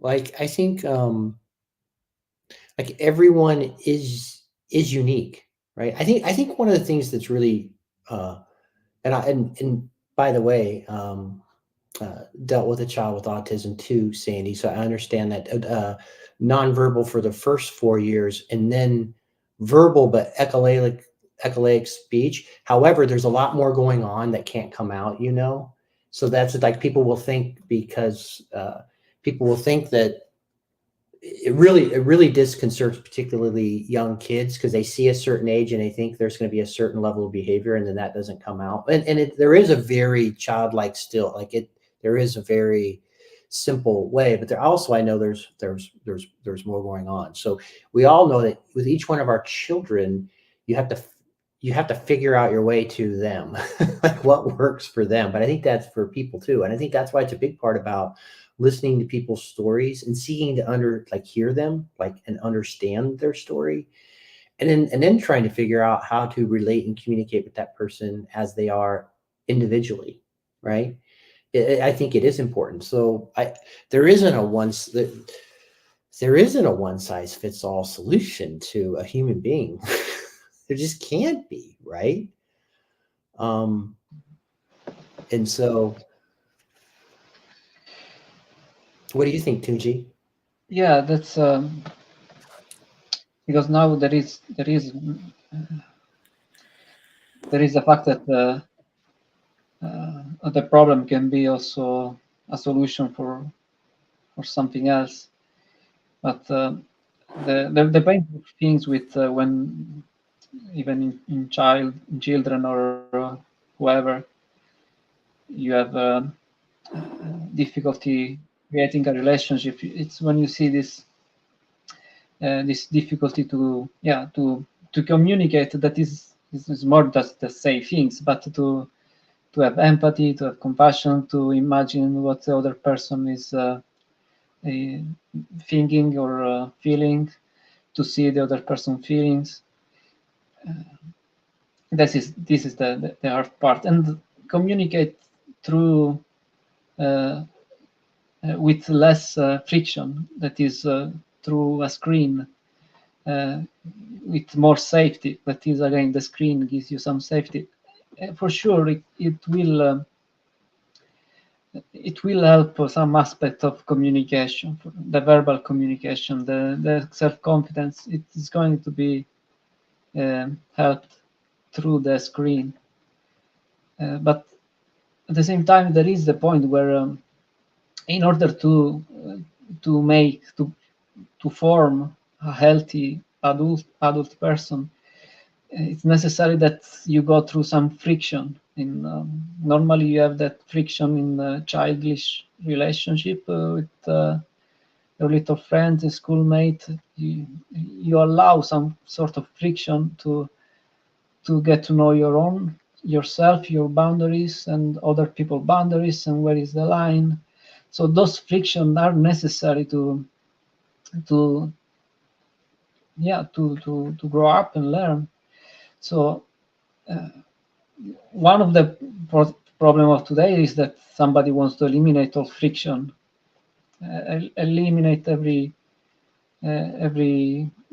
possible theoretical and real struggle for a child. But that's, of course, will create even more and more grown up that are not really grown up they're not emotionally or psychologically mature, because you needed that friction. At the same time, yes, I don't know really where it is the answer, because I really think that the simulation of the things, like in the virtual space, it's a simulation, and they cannot really give you that same effect that you have when you interact with somebody in person. That filter of the screen is so powerful that no matter how much I stretch my hand, I cannot touch you. You are completely safe in your room. I can only smash my screen, but your screen will be completely fine.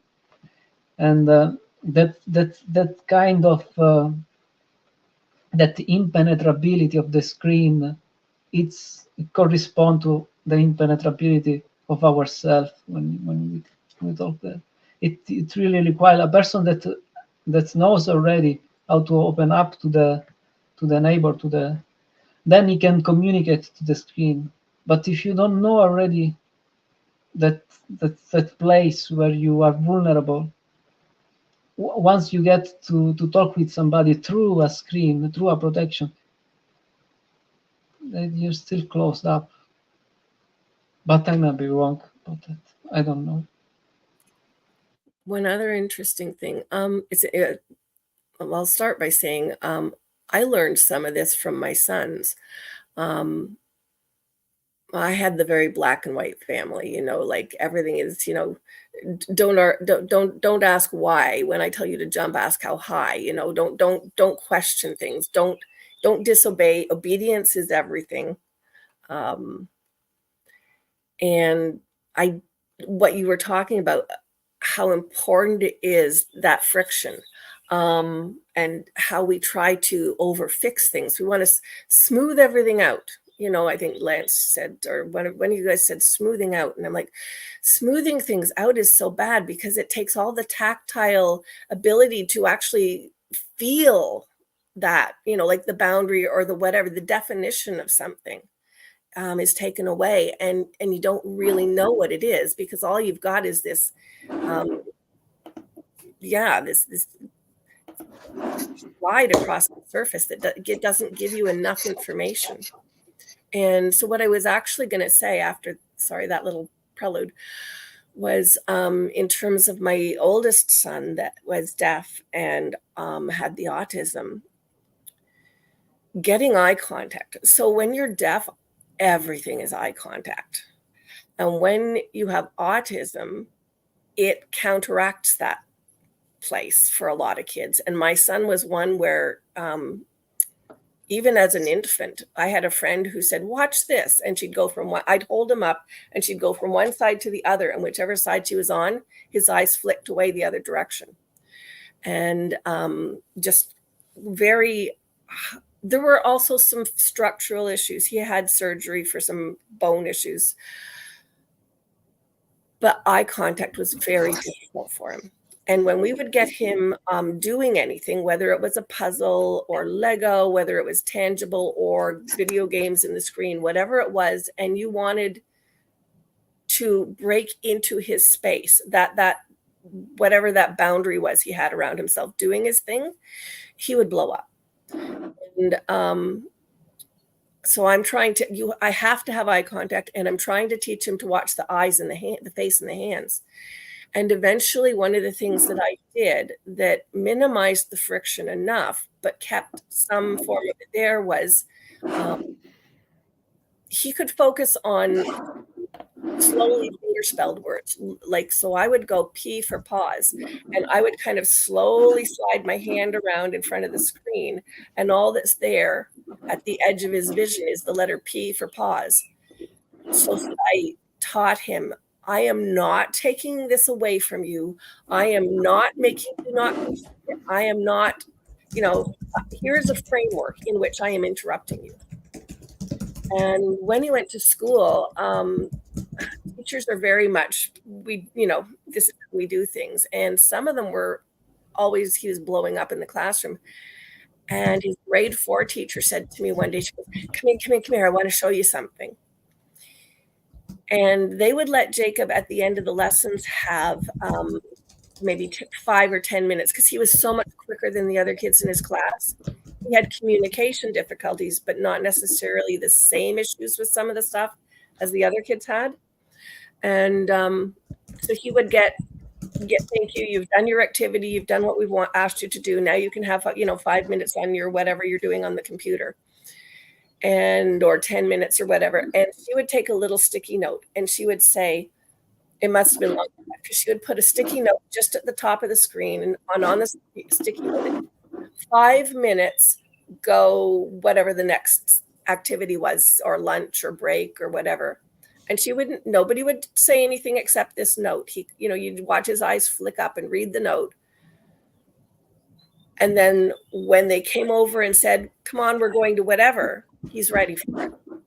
And I thought she was genius. She found a bunch of ways to do what you're talking about, where she maintains that boundary friction, but in a way that allowed him to minimize the stress from the autism of needing to complete the activity, and it suddenly drops like a curtain. And, what do you mean it's done? I'm not done processing it, like that.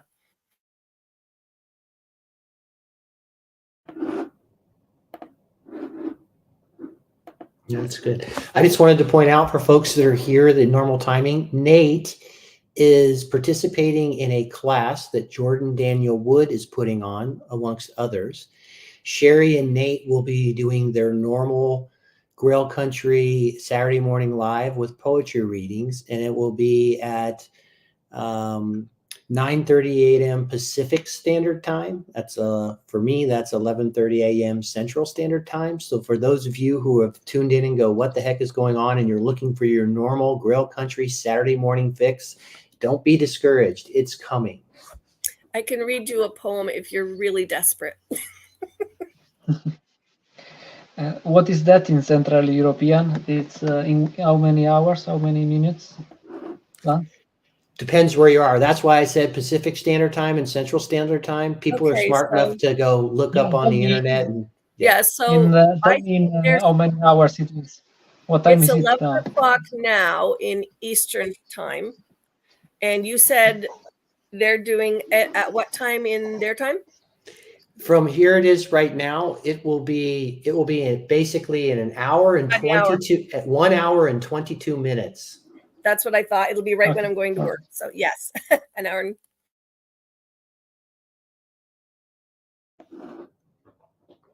So, all right, I'll put it in here. Anybody else has been listening along, if you want to jump in, I'll put the invite in again.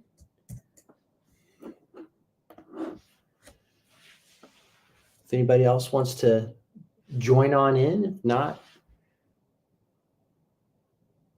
might wrap this up pretty soon. I think, I think that's I think what you were talking there a little bit about smoothness and all these things, right? Which is like, we can't take all the hard edges away. of anything, because that's not life, right? You want to prepare your children to be prepared to handle adversity and learn things on their own, you know, and so on and so forth. But, you know, that also applies to us as human, like as adults. Like, we don't want to go through the suffering. We don't want to face the hardness. You know, we want to, we have to accept in our own lives.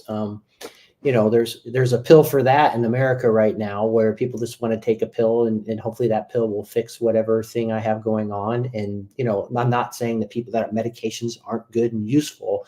At the same time, that's taking care of a symptom and not a root cause. And some things you just have to go into the fire and deal with it. And not, you know, one of the things I really love about 12-step programs, my sponsor had told me quite often, he says this a lot in meetings, but he's held this to be true, is that steps can look really scary. Particularly like the step that talks about admitting to God, to yourself, and another human being, the exact nature of your wrongs. People are very scared to do that. Like, it's really easy to pray to God for forgiveness, because that's in your secret place. That's just between you or him. What's really difficult is to then actually say that thing to another human being, right? And that seems scary. Also making amends with people. And some of these people might have hurt you. And he says over and over that these steps are not intended to hurt you. They're for your own good, right? And it may seem like doing these things would be really scary and hurtful and everything else. And I think some of the meaning crisis is for a lot of reasons, but I still see a lot of people struggling in their meaning crisis because they're unwilling to jump in and participate and take risks and get into the game, and they want to stay on the outside thinking about it. And you can also wallow in your own self-pity, and you can wallow in your own misery. Are you willing to get out there and do something about it? I'm old enough. There was Oh, you go ahead first, Tunji. I'm going to go to another topic, so maybe you want to say something first. Just a quick comment, because it also made me think about the word suffering that we were talking about earlier. And I'm old enough that I remember the old songs and things where, you know, suffer the little children to come unto me, you know, and I thought, what a strange thing to say. And I'll hear the really weirdest explanations of what that means. But basically it means allow, or to tolerate in the negative sense of allow, or to, what was the other thing here? To experience something, to, you know, to be subjected to it, to be the subject of an experience. And I think that's why my brain jumped back there too, because that's what we've been talking about, is how do we still engage with the stuff, you know, and what does it mean? Like, because we're drawing all this stuff into ourselves. But that's it. That's all I was thinking. Yeah, I was thinking more about the topic of deconstruction. I asked a question to PVK, but I wasn't satisfied much with the answer. But some day after, he started having conversation like with Dempsey, and then there was the talk between Peterson and Schellenberg, and they had something in common about having a Christianity that is not, that does not require you to believe that much, or that you can participate maybe in the form without having to really believe in the theology, in the doctrinal statement. And they were arguing, and that it clicked to me a little bit after. But the future that even they start putting in a way of meta-Christianity, they are not talking about the future. They are simply talking about what has already happened in the last 50 years with boomers and Gen Xer. We already had a participation in Christianity where the people were not were doing the form without subscribing or even knowing what were the dogma behind their faith. So we already had that. That's not meta Christianity. That's just the liberal kind of Christianity that we already had for 50 years, and what has and that's why all the deconstruction that has happened is because you don't deconstruct the substance of a thing, you deconstruct the form of a thing.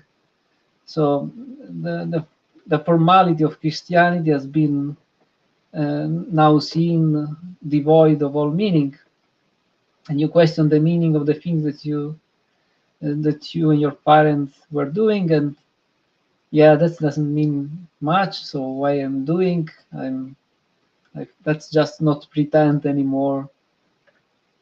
But that's the construction. That's not whatever it is, meta Christianity. So we already know where this experiments lead. We already know where it's what is the fruit of LARPing as a Christian, or the performative, or the nominal, whatever. There are many words for the same things. Maybe here we can say LARPing. You cannot LARP as a Christian. And there is a yeah. Then the question why you cannot, because you know even the ritual, they are true in themselves. At least that's what I think. I believe is they don't need your validation to be valid. They are valid themselves. But why then you cannot LARP? It's because there is a God that will for each of every person that has ever lived is going to test if you are LARPing or not, and it will manifest in different way for each person.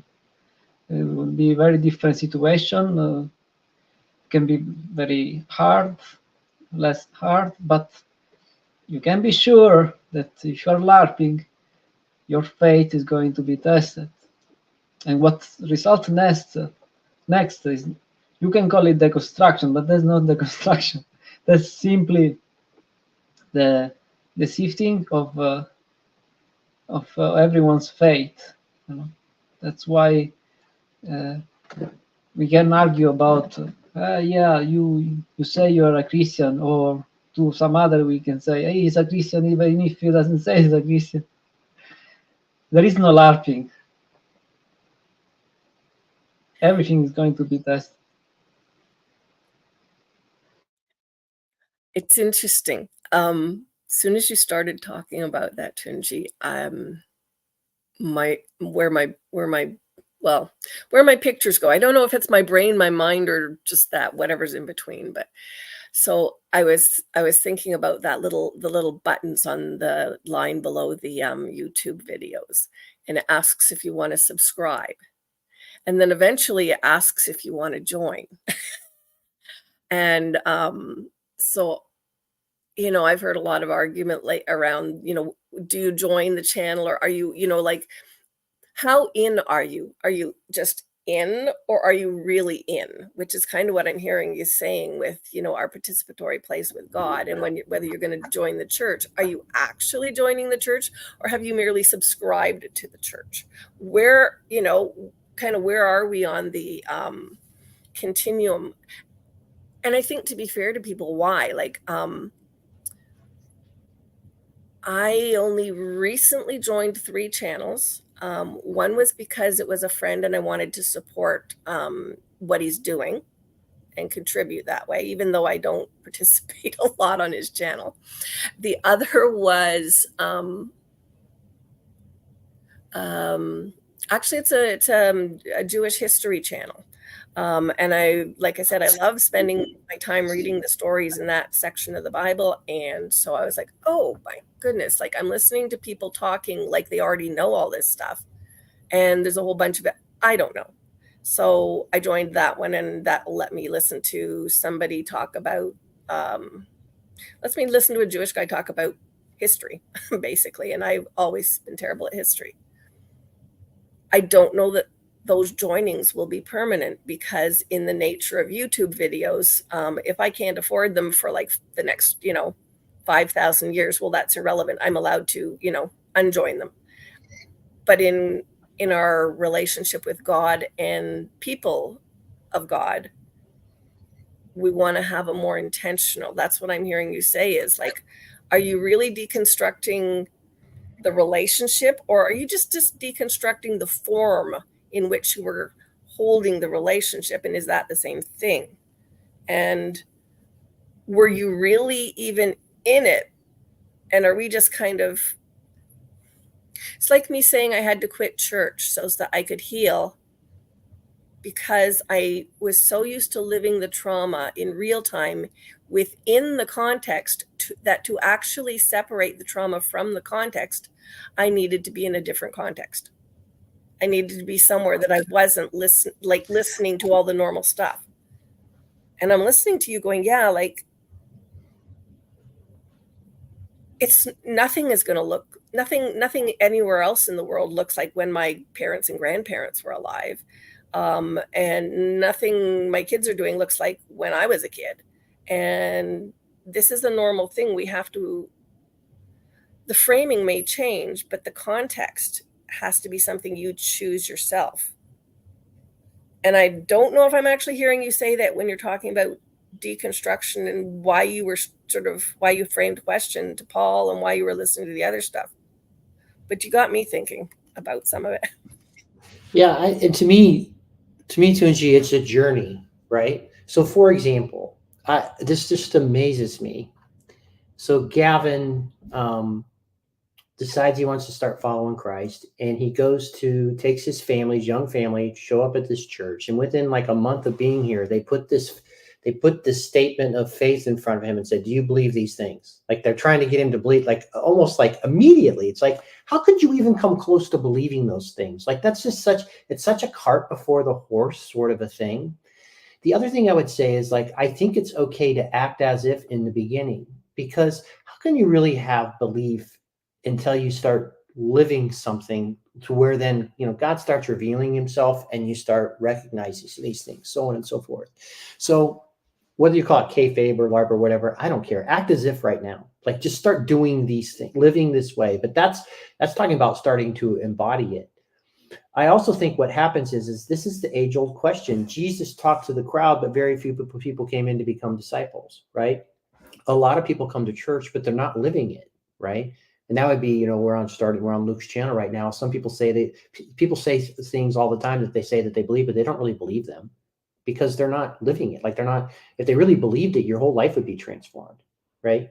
And so, but I think all that stuff is good. Like Sherry talked about, there's a going in or the going out. Like I ultimately think like people who say they're going to leave, like this context you talked about, Sandy, like if you really don't believe, leave the church and go try something else. Like go out into the wilderness, try following these other things, because I ultimately believe what happens in that context is then you're going to go run into the very end of materialism or reductionism or whatever. And you're going to realize, well, this is all BS too. Right. And sometimes you have to go out to come back in to learn those things. But if you are a mature here, but I think it's exactly right. This happened to me. I've had my own failings where I wasn't living in a fully embodied way. I found myself losing myself out into addiction. Right. And so like that it was, and I had other things. There were these proof texts that I really wasn't doing it, Tunji, so it didn't withstand the storm. But I learned from that. And then just like the prodigal, I could come back in then. And now I realized, oh, I was once this way doing this thing, and then this didn't work. So I think it's levels. Like if you're 40, you're 30 years in and you're still LARPing, that crisis is going to hit. Your spouse is going to die. Something's going to happen. A child, like there's going to be something that's going to challenge you at such a deep level, and you're not going to be able to have the depth to handle it. And you're going to be exposed, but that's all okay too. Like, cause I think you need to have that exposed in you. And then if you come back like that's when you have a chance to get better. So, Hello.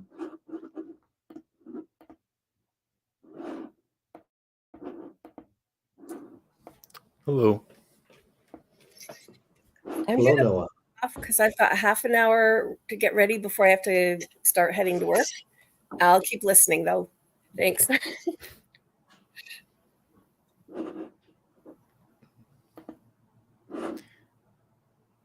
I don't know. I've been processing the metamodern Christianity stuff, and I think I'm falling on a slightly different side of this. There's a certain side where I don't know if his name is Brendan Graham Dempsey is doing a great job of kind of, he's not representative of this idea because it's in construction. He's kind of in the exploratory phase, and I've been kind of frustrated wanting to wrestle with that, and I haven't really had a chance to with like his presentation of all of this, because it seems very individual to his story, that like he wants things to be the way that would have been helpful to him, and that's totally understandable. But I did want to point out that like LARPing and nominalism is not one-to-one. At least in my construction of it, LARPing is like the opposite end of nominalism. Like nominalism is you're already in it and you're not following through. You're claiming to be a Christian, but you're living like everyone else. LARPing is you're saying I'm just like everyone else, but I am going to act as if I am in the group, which presents a whole different kind of series of problems. I think it's more honest. It's but not that people are being consciously dishonest. Like I think you would, if you're being nominal, I don't know that you know that you're being nominal. And one of the beautiful things is like, so this would come out like Chad when he tells his story when he was trying to figure out how to pray, and then his sponsor gave him some prayers to pray, just some liturgical prayers, and he didn't want to do it. Like he's like, I don't want to do this, and he told him that. And then he even like, I think this is a BS, you know? So he's like pushing. So he was being totally honest about it. And then his sponsor said, well, just do it anyway. You know, there's a sense of like I think what you're talking about versus nominal versus LARPing, like there, I almost think there's a little more honesty in the LARPing and saying, I don't know if I'll do this stuff, but I'm being honest with you right now. I don't think I really believe it, but okay, I'll start acting as if. Yeah, absolutely. You have a point about that. But I think that at the bottom of it, that is something that anchor you, that is the faith, you know. Even if you can say, even if I don't feel it much, even if I am not as good as I want to be, still I have faith in something that is beyond me, that is anyway holding me together, holding me close to him. So yeah, that's in the sense. Yeah, you can say that normally you have Christians that try to be good Christian. You know, that will be unfair to LARPing becomes kind of derogatory at this point, because what else are you going to do if you're a Christian but trying to be a good Christian? So yeah, so there is that distinction there. It's a very good point.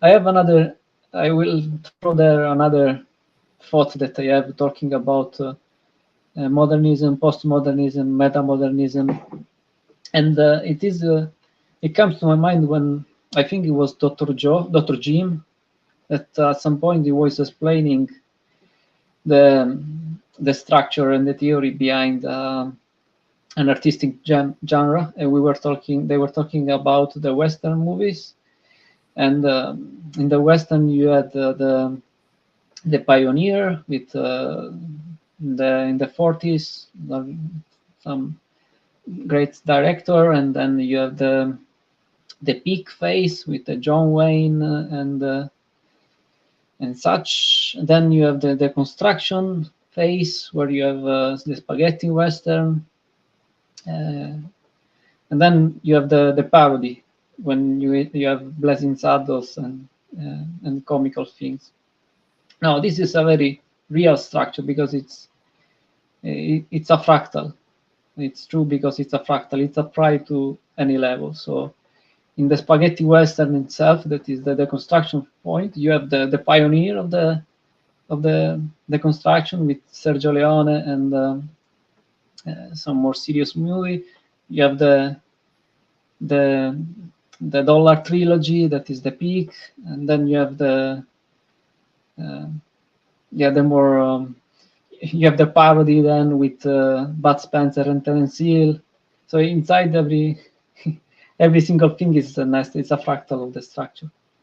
I was thinking about the same thing in about the modern, the postmodern, the metamodern, because okay, we are in this postmodern frame of thinking, and it is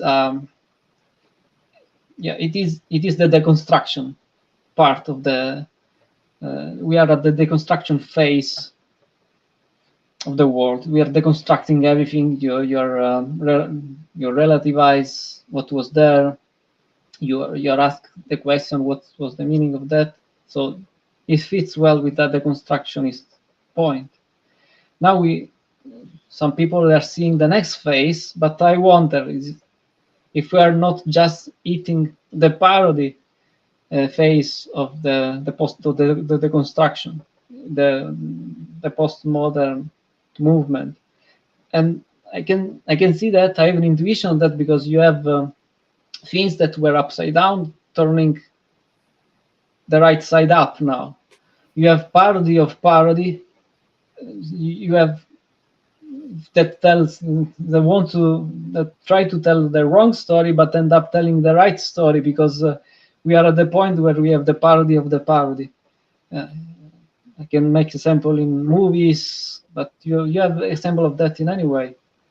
So what do you think about that? Are we just in the parody aspect of postmodernism rather than because if we hit the next phase, we will not even see it until we pass the pioneer stage, because the pioneer of any kind of movement, they don't know that they belong to another movement. That will be accredited to them at posteriori, when you already you are in the peak phase of it.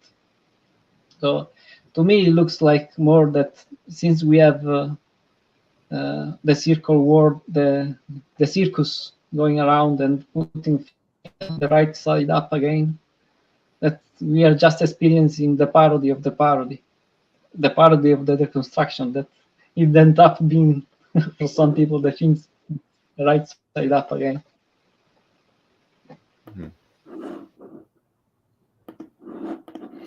Yeah, it's interesting. I think one of the things that I'm grappling with myself, and this is something that this little corner has introduced me to, and it's the concept of people saying, you can't go back, and I get that, like you can't go back again, and so on and so forth. Totally agree with that.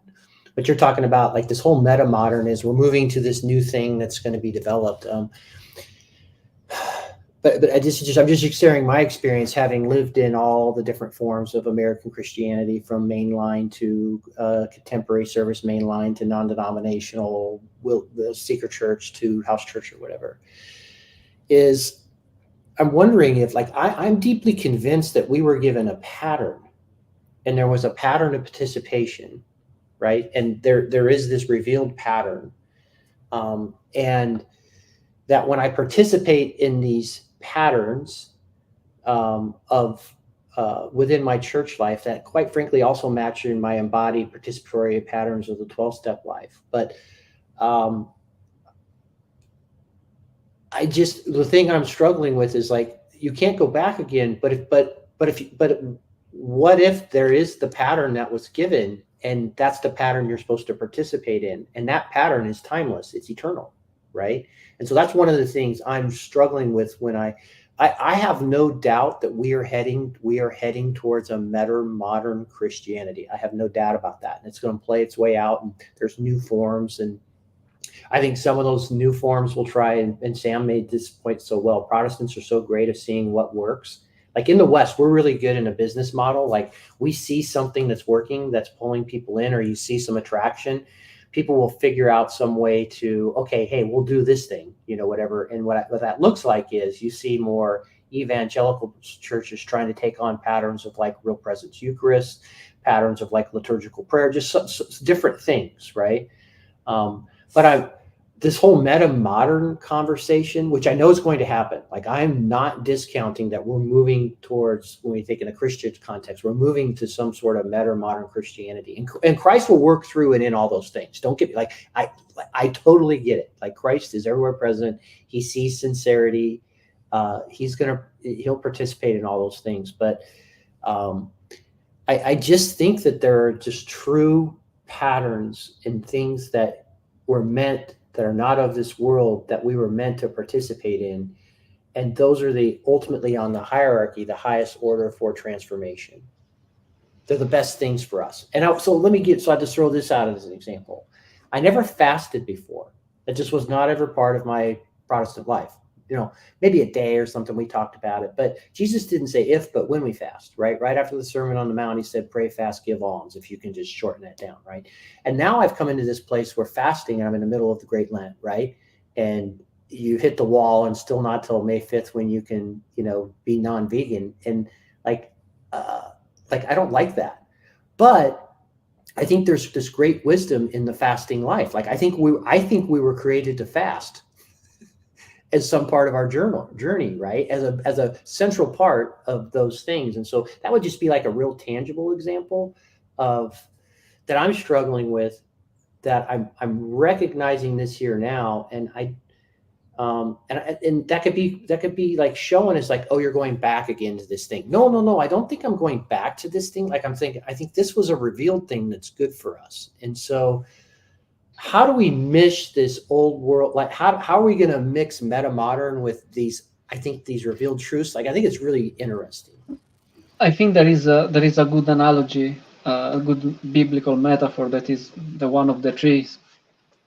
And if you see the Christianity as a tree, it's a tree that need, and as every tree, to be pruned, and they go through season, and it's a lot of leaves and few fruits. Then it gets pruned. There is not much of anything of it, and then new leaves and new fruits come out. But it's always the same tree. I will call it always Christianity. It's going through Christianity, from Christianity through Christianity to Christianity, all the way.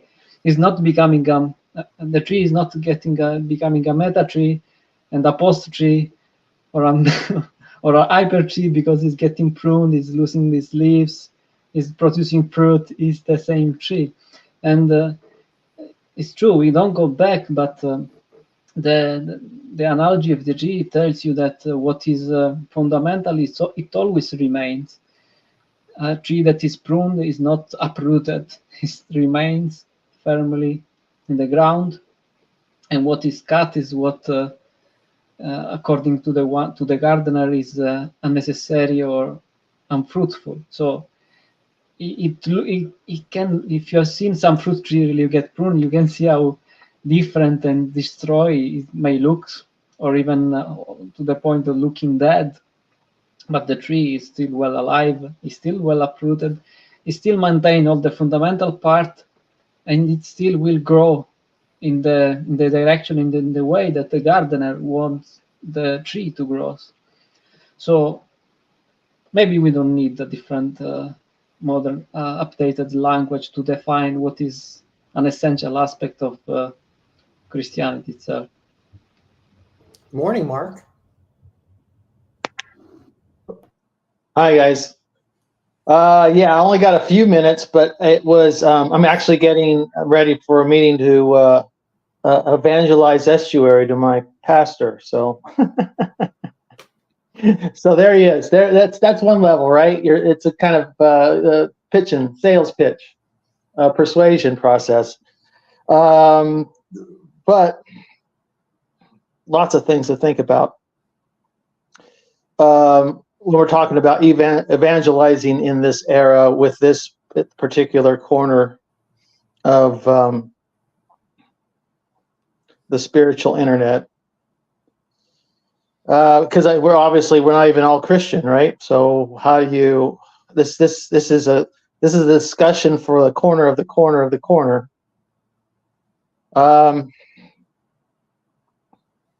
Historically, I think we're in a place that's probably more akin to the rebuilding of Jerusalem after the Babylonian captivity.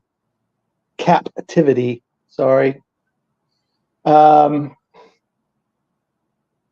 So there is a lot of not knowing what we're doing while we're building. If you're not a stonemason, how well are you going to rebuild a wall?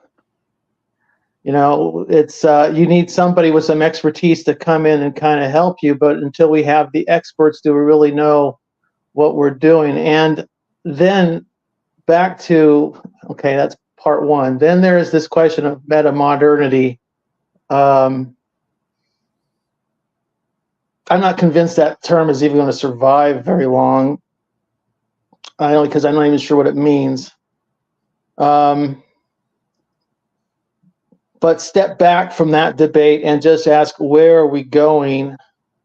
And if we have some understanding of where we are going, we're going to know what we're going to do and what we're going to evangelize people for. Because Christianity is brought us to this place because Christianity has historically, heretofore, been something of a mess. Catholicism is in crisis because of corruption and rampant sexual misconduct and the cover-ups that followed. That's a simple fact. They wouldn't be in this. They wouldn't be in the crisis there, and they wouldn't be trying to consolidate dioceses and whatnot were they not in a financial crisis because of lawsuits. The Southern Baptists have had a similar there's much smaller institution, but they've had a similar explosion of controversy, and they're not doing as well as they used to. And so on and so forth. Pentecostals are just a parade of embarrassments. Christianity has brought this on itself, would be my point. So we are sincere seekers and believers, and covering a wide range from the Noahide to Orthodox to Protestant to Catholic.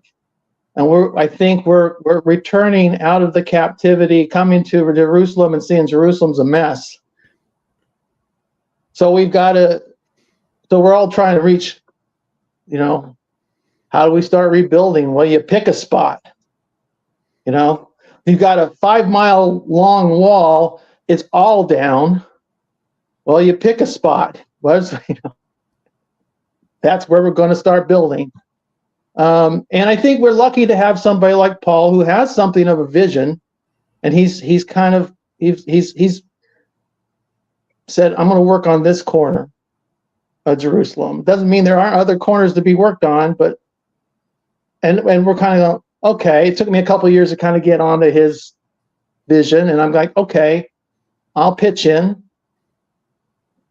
with what I got, and but that's not been an entirely intellectual process either, because for me, it's very much been a spiritual process. Jesus brought me here, I could say. And so when I evangelize people at this point, my vision of evangelization right now is just to stay out of the way and let Jesus work. To stop being an asshole and let God be. I mean, be in me, and then let God work in that person, and I'll just kind of, where I can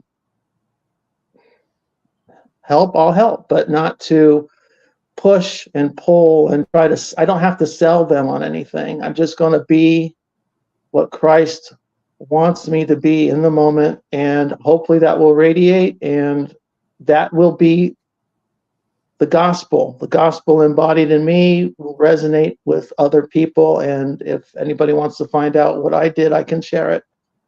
but I'm encouraging you to go, if you feel a leading, go with it, so on. So that's enough rambling. I'm sorry. It's I kind of can't stick around for very long. I'll listen to whatever comments you got, and I hope that resonated with somebody. I think that's really good. I think that's it. And I think I always think about Christ in that moment. When I was hungry, you gave me something to eat. When I was thirsty, you gave me something to drink. When I needed clothing, you gave me clothing. What is that person right in front of me? What sort of love and service do they need? And provide that. Not what, not that, if you need a fish, I'm not going to give you a stone. And I think sometimes proselytizing or sort of those sorts of things can be that case. Is like, how can you be with that person in that moment to be the love that they need? And then I love it. Like, the whole thing is you just trust enough in God that, like, he does the calling, the choosing, the convicting, like he does all that stuff. You just need to stay in step with the Spirit, so to speak. So I think that's beautiful, Mark.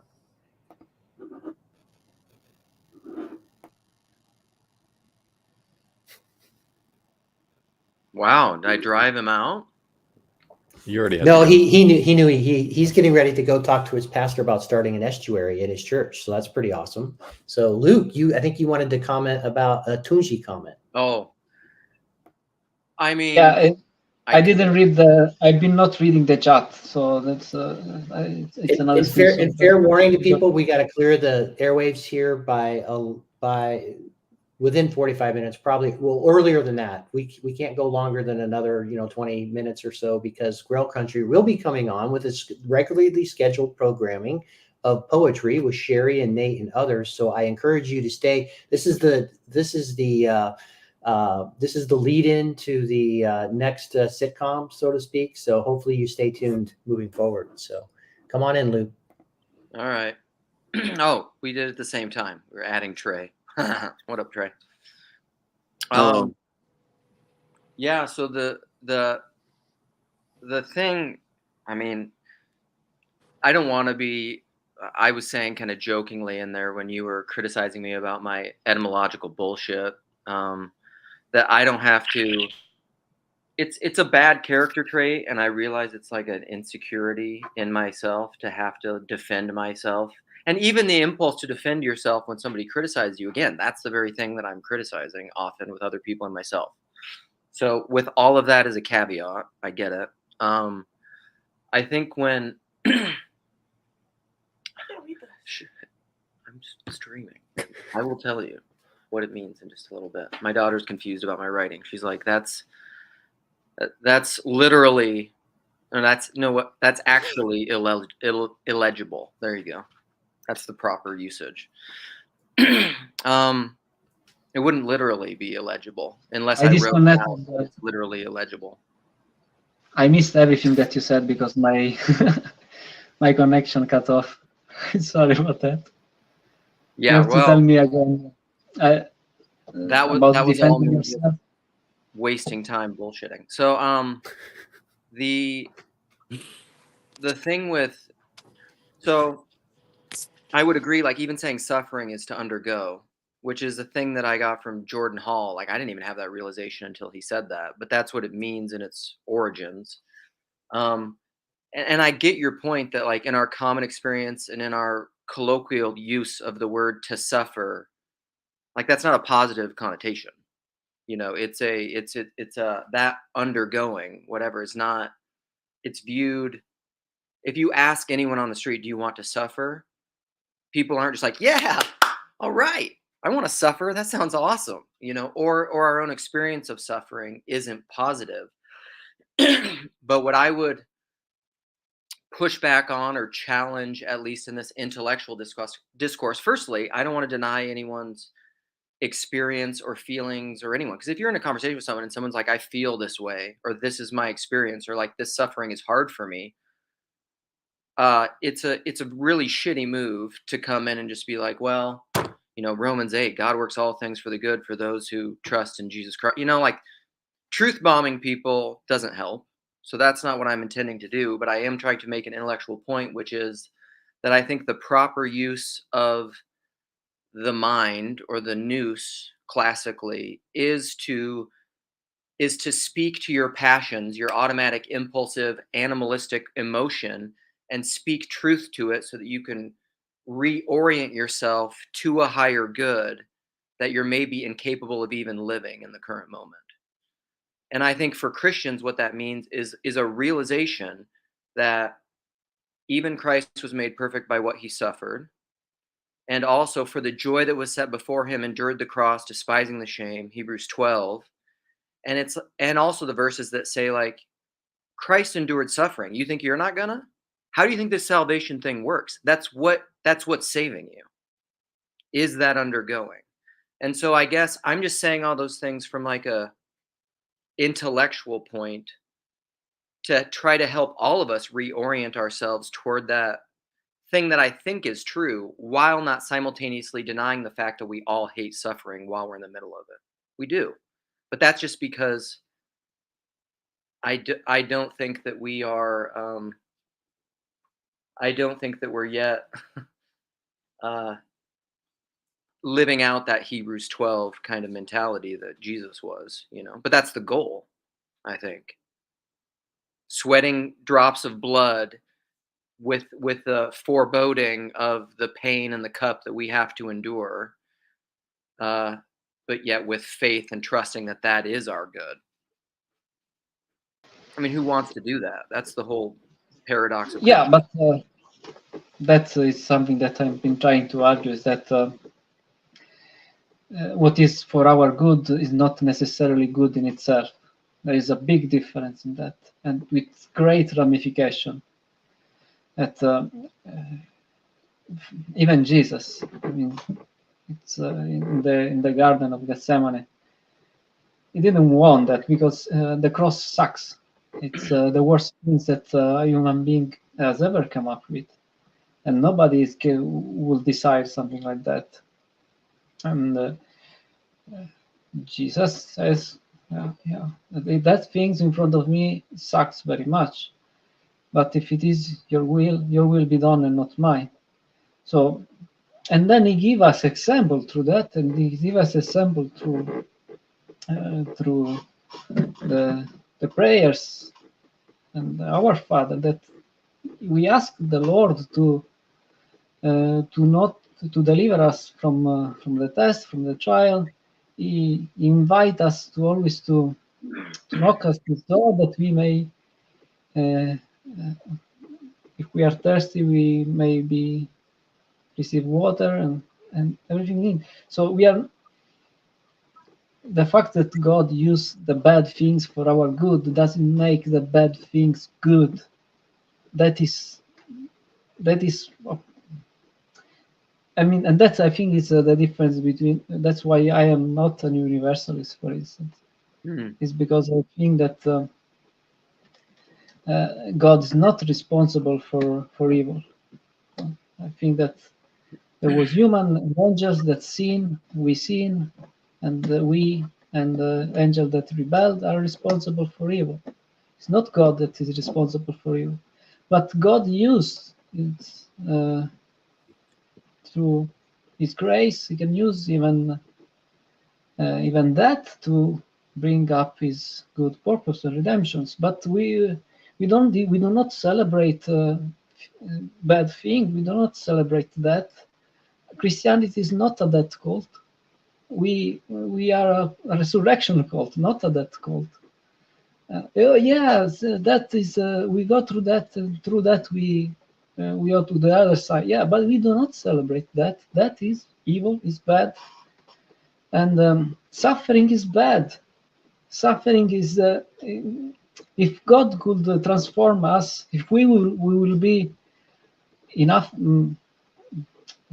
malleable to be transformed without suffering, God will not. We will avoid a lot of suffering, but because we are so stubborn, and sometimes we are so proud, we are so sinful. There is the sinfulness of sin. We are so sinful that the suffering, that the consequence of it is suffering. That suffering is redeemed by Christ for our own salvation. But that suffering does not come from God. It's a consequence of sin and evil and human and not human sin. And the fact that God is making something good out of it doesn't make it good. And that's the point why I see that there is a place, an eternal place for it, that is separated from the new heaven and new earth.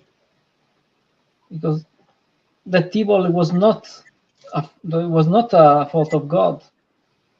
Because if God was responsible for it, yeah, we have to find a solution for the problem of God being good. Then we need to have apokatastasis, because God was responsible for everything. But that's not that's another issue, I guess.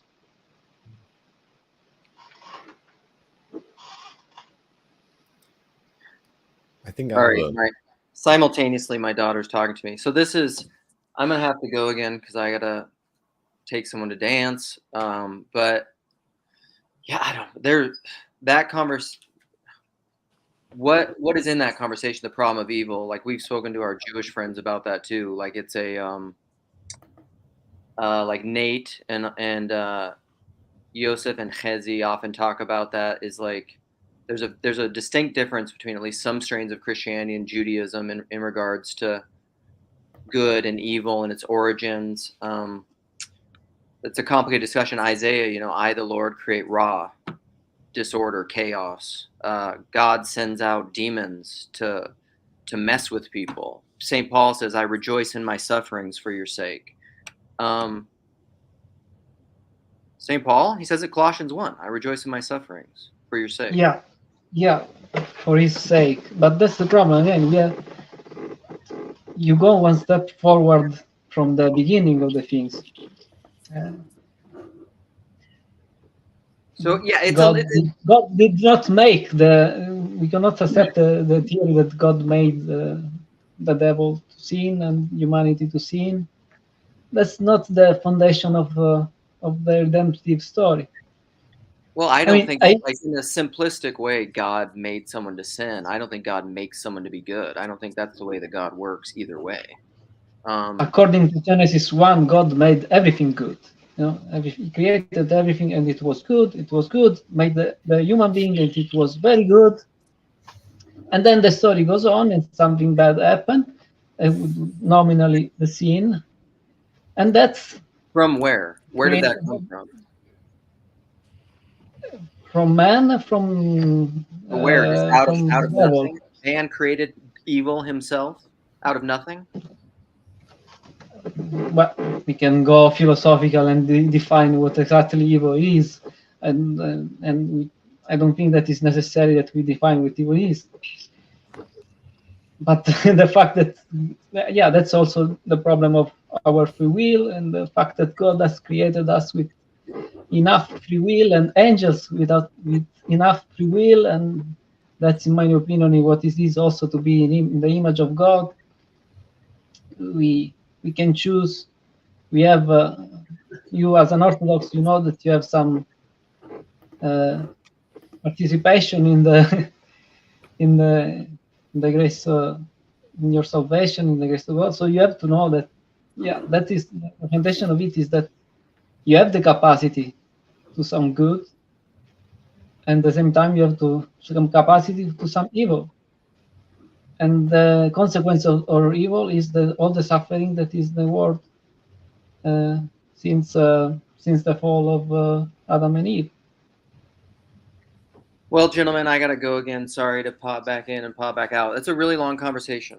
A lot of good grist for the mill. And I enjoy the dialogue, but I gotta go, and I mean, we're not gonna solve it. But well, actually, I think this would be a great conversation for you and Toons. Like this single thing here, you gotta go have this conversation is a long conversation. I think it'd be great to engage this because a lot of good comments are coming. Well, Chad's been encouraging me to do that. I need to have just conversations on topics instead of just live streaming and monologuing. So, all right, peace out, everybody. Thank you.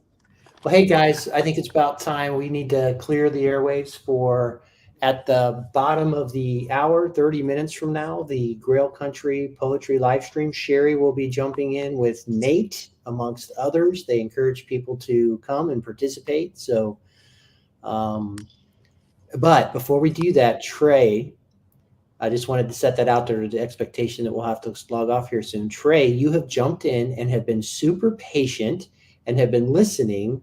What would love to hear what brought you jumping into this live stream, Trey? Well, the question is preaching, and I spent 6 years knocking every Saturday on everybody's door. So I think I'm the guy on this, at the very least. And I did think it was funny how Luke immediately said, "Put me on your do not call list." Probably from a preacher, probably from a Jehovah's Witness. Which, yeah, I don't know. So I wanted to talk about that. Sort of because when I hear regular Christian preaching, no offense, but it just doesn't seem as serious or as like as demeaning, I guess to say. Like there is very little as demeaning as knocking on a bunch of doors, getting door slams, getting the worst like looks, and doing that over and over and over again with the expectation that there's going to be no return. Mostly you're doing it for the sake of doing it. And but I think it transforms you and it makes you a completely different person. As someone who had to go knock doors, I worked for I was a financial planner, and the way we did things was we went and we knocked. We had to make 30 good contacts by knocking doors every day. And then, you followed up with them like rain, sleet, or snow. We were out there. I mean, man, I'm telling you what, knocking doors is hard, man. Yeah, I think that's incredible. So you say that, and also I think that's a very lived, embodied, like in the game sort of a thing. Because I know how hard that is to do. Like, what do you think that produced in you that you think is different than when you hear just preaching about something? So I think that there's a transformation. So I noticed that there was a big difference between the younger, like Joe's Witnesses, and the older ones. And the older ones had a completely different style, and the younger ones didn't. The younger ones, talk about, like, they would go knock to a door and say, like, "Do you think you're going to die today?" Or "What do you think about death?" Right? And usually they would have that shock, and that shock would have a reaction, and it would go somewhere. But the older people, maybe they would, like, have a presentation, but they'd just be like, "How's your day?" Or they would be like, "That's a nice dog you have." And I think that they sort of realized that, like, yes, some conversations would come up about it, but I think that they would. I mean, it depends. It depends on how you look at it. Like, are they being manipulative by having more normal conversations, or are they genuinely interested? And I do think that the older people, they didn't believe anything would really come of it, but they enjoyed human interaction and at least trying to show a part of themselves a little bit more genuinely. And I think that's how, like, actual conversation would go, is you sort of have this, like, different stance where you sort of show the absurdity of it. Like, I noticed people would be like, "Yeah, it's pretty weird that I'm coming on a Saturday morning, but I like your dog. What's your dog's name?" Oh, blah blah blah blah blah, back and forth. And I think that A makes you, like, any witness could be in a, like, could be a public speaker if they wanted to. And I think it's to finish it off, I would say it's an interesting mix of being presentable and explaining all your thoughts clearly, with also trying to really show how to be genuine. Mm-hmm.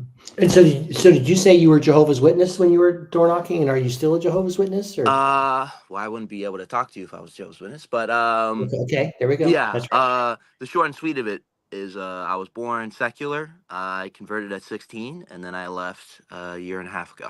So Yeah, so I was talking in a voice chat over on the Bridges of Meaning with a guy. I won't say his name because he's I don't know what the exact words is like he's kind of disappeared and he's away, but he hasn't officially come out publicly, but he's helping people transition out of Jehovah's Witness stuff because it's kind of like Scientology that if you make it public, then you can't talk to your family and some of this other stuff. So there's all these challenges that he has. So obviously you're willing to be separated from the group by being willing to come out here and talk publicly. Okay. Yeah. Yeah. So where are you at now? Are you a seeker? Or do you think, because he talked about a lot of people deconstructing, like go totally away out of Christianity because they're burned by it. Other folks are trying to find their way back in. And so, he's actually found himself back in, he became a baptized Christian, and he's helping people connect back in that way and dealing with the traumas of stuff that's coming out of that. So I think that's fascinating. I mean, I think it's complicated for sure. I think that's the easiest way to sort of explain it without like going into it. But I think that I think as I was sort of making the decision to just sort of jump, I think I could, I could look at the different possible paths. I could look at the person who, spends most of their life criticizing the witnesses for good reasons. But, I think that like the idea of letting go and saying like I should love my enemies even though they don't love me or they persecute me, I'm like, that seems like the way to a good life. And I think that the more I hear bad stuff about witnesses, even talked about it here, I want to really cheer for them because like I think that I am somebody who, when I reflect on the experience, is that there is two sort of people. There is the person Trey before the witnesses and then Trey after the witnesses. And those are two fundamentally completely different people with two different life paths. One I would say would be way worse if I didn't join. And like, like I was really not good talking to people, like terrible. Like the idea of coming on a random stream and talking to somebody would never appear in my mind. But like they train you in that. They train you in that and you get really good at doing that. And now you can talk to anybody. And having the ability to talk to anybody, that's like gold, to approach anybody. And there's a bunch of other things that like transform me. So yeah, I think I just like what I'm trying to do now is just sort of recognize the good with the bad and not have like a monarchical view of how bad it was. Yeah, interesting. So I've seen your name's familiar. You've been around here for quite a while, haven't you? Yeah. Making comments and stuff. Yeah. I thought so. So obviously clearly you're interested in exploring the topics we're exploring because you've been around and been commenting. So that's awesome, man. We've never talked before, have we? I don't think no, so. I don't think so. No. Yeah. Okay. Well, that's awesome, man. I'm glad you jumped in. Noah, I always need to invite Noah because Noah's an introvert and he very patiently and calmly listens to everyone. I enjoy listening. He does. He enjoys listening. So as we're coming up kind of towards the end here, are there thoughts that you've had with all this meandering we've done? I mean, there's been a lot, I think. Man, to change the subject a little bit, like going back to the suffering stuff, I don't know if I understand everything in the same way. When I hear suffering, I think of sacrifice, and that has a very different dynamic than just pain. It's about letting go a little bit. And then what came to my mind was the verse, the lamb slain at the beginning of the world. That this idea that sacrifice was not just a thing that happened because of the fall and because of sin. It's something that was way before that. That it's actually an essential part of the world, and went all the way to the top and echoed all the way down. And so maybe I just have maybe my frame is completely off and I'm thinking of something entirely different, but that's just where my mind went. But I've also been thinking about this proselytizing thing and I am kind of on the side of, I don't know what is being talked about here exactly. When we talk about like orthodoxy and proselytizing, what I tend to think about is trying to convert Protestants for the most part. It's usually what it ends up looking like. And when you talk to Protestants about proselytizing, usually it's not about trying to convert Catholics or Orthodox. It's usually trying to go to people who don't believe in Jesus. And I haven't seen that in like an Orthodox or Catholic context very often, of trying to go out to somewhere that doesn't have that that relationship with Jesus. I brought up a story that I have some friends in a country where I can't even talk about what country it is, but they're trying to convert people to Christianity and having these conversations. And the Orthodox Church around there is actually reporting them to the government because they don't want to face persecution from the government for the actions of this other group. And so, I don't know, that's just been some kind of difficult kind of processing, and like, that's just another angle my perspective on this whole conversation is coming from. Noah, have you seen Sherry and Jess Purviance is on his channel? Have you watched their series on Job? I haven't yet, no.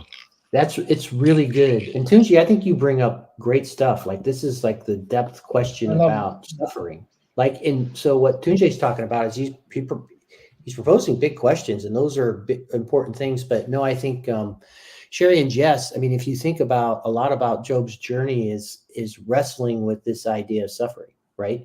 And I feel like they've spent a lot. Jess has been ruminating on Job for probably at least over a decade now, so he's really deep into it. I think so that'd be something I think you might be interested in. And again, we're getting to 11:11, so we're getting close. We need to wrap this up. But Matthew, you came in here. Seems like you wanted to say something. But okay. Good that we could see you working. So, all right. Well, hey, everyone. Thanks for jumping on. Luke, thanks for starting this. And Nate for bringing this over to Grill Country. I will be the good host and say, remember, bottom of the hour, they're coming right back up with the poetry live stream. So tune in, Trey. Nice to meet you. Hopefully we see you jumping on. Noah, it's always amazing to talk to you. Tunji, I'm super glad you've joined this little corner. I think you think about things very deeply. And I always enjoy hearing from you. And I like Matthew. Matthew he's here, man. He's participating every day. So everyone have a good day. We'll see you at the bottom of the hour. We're good.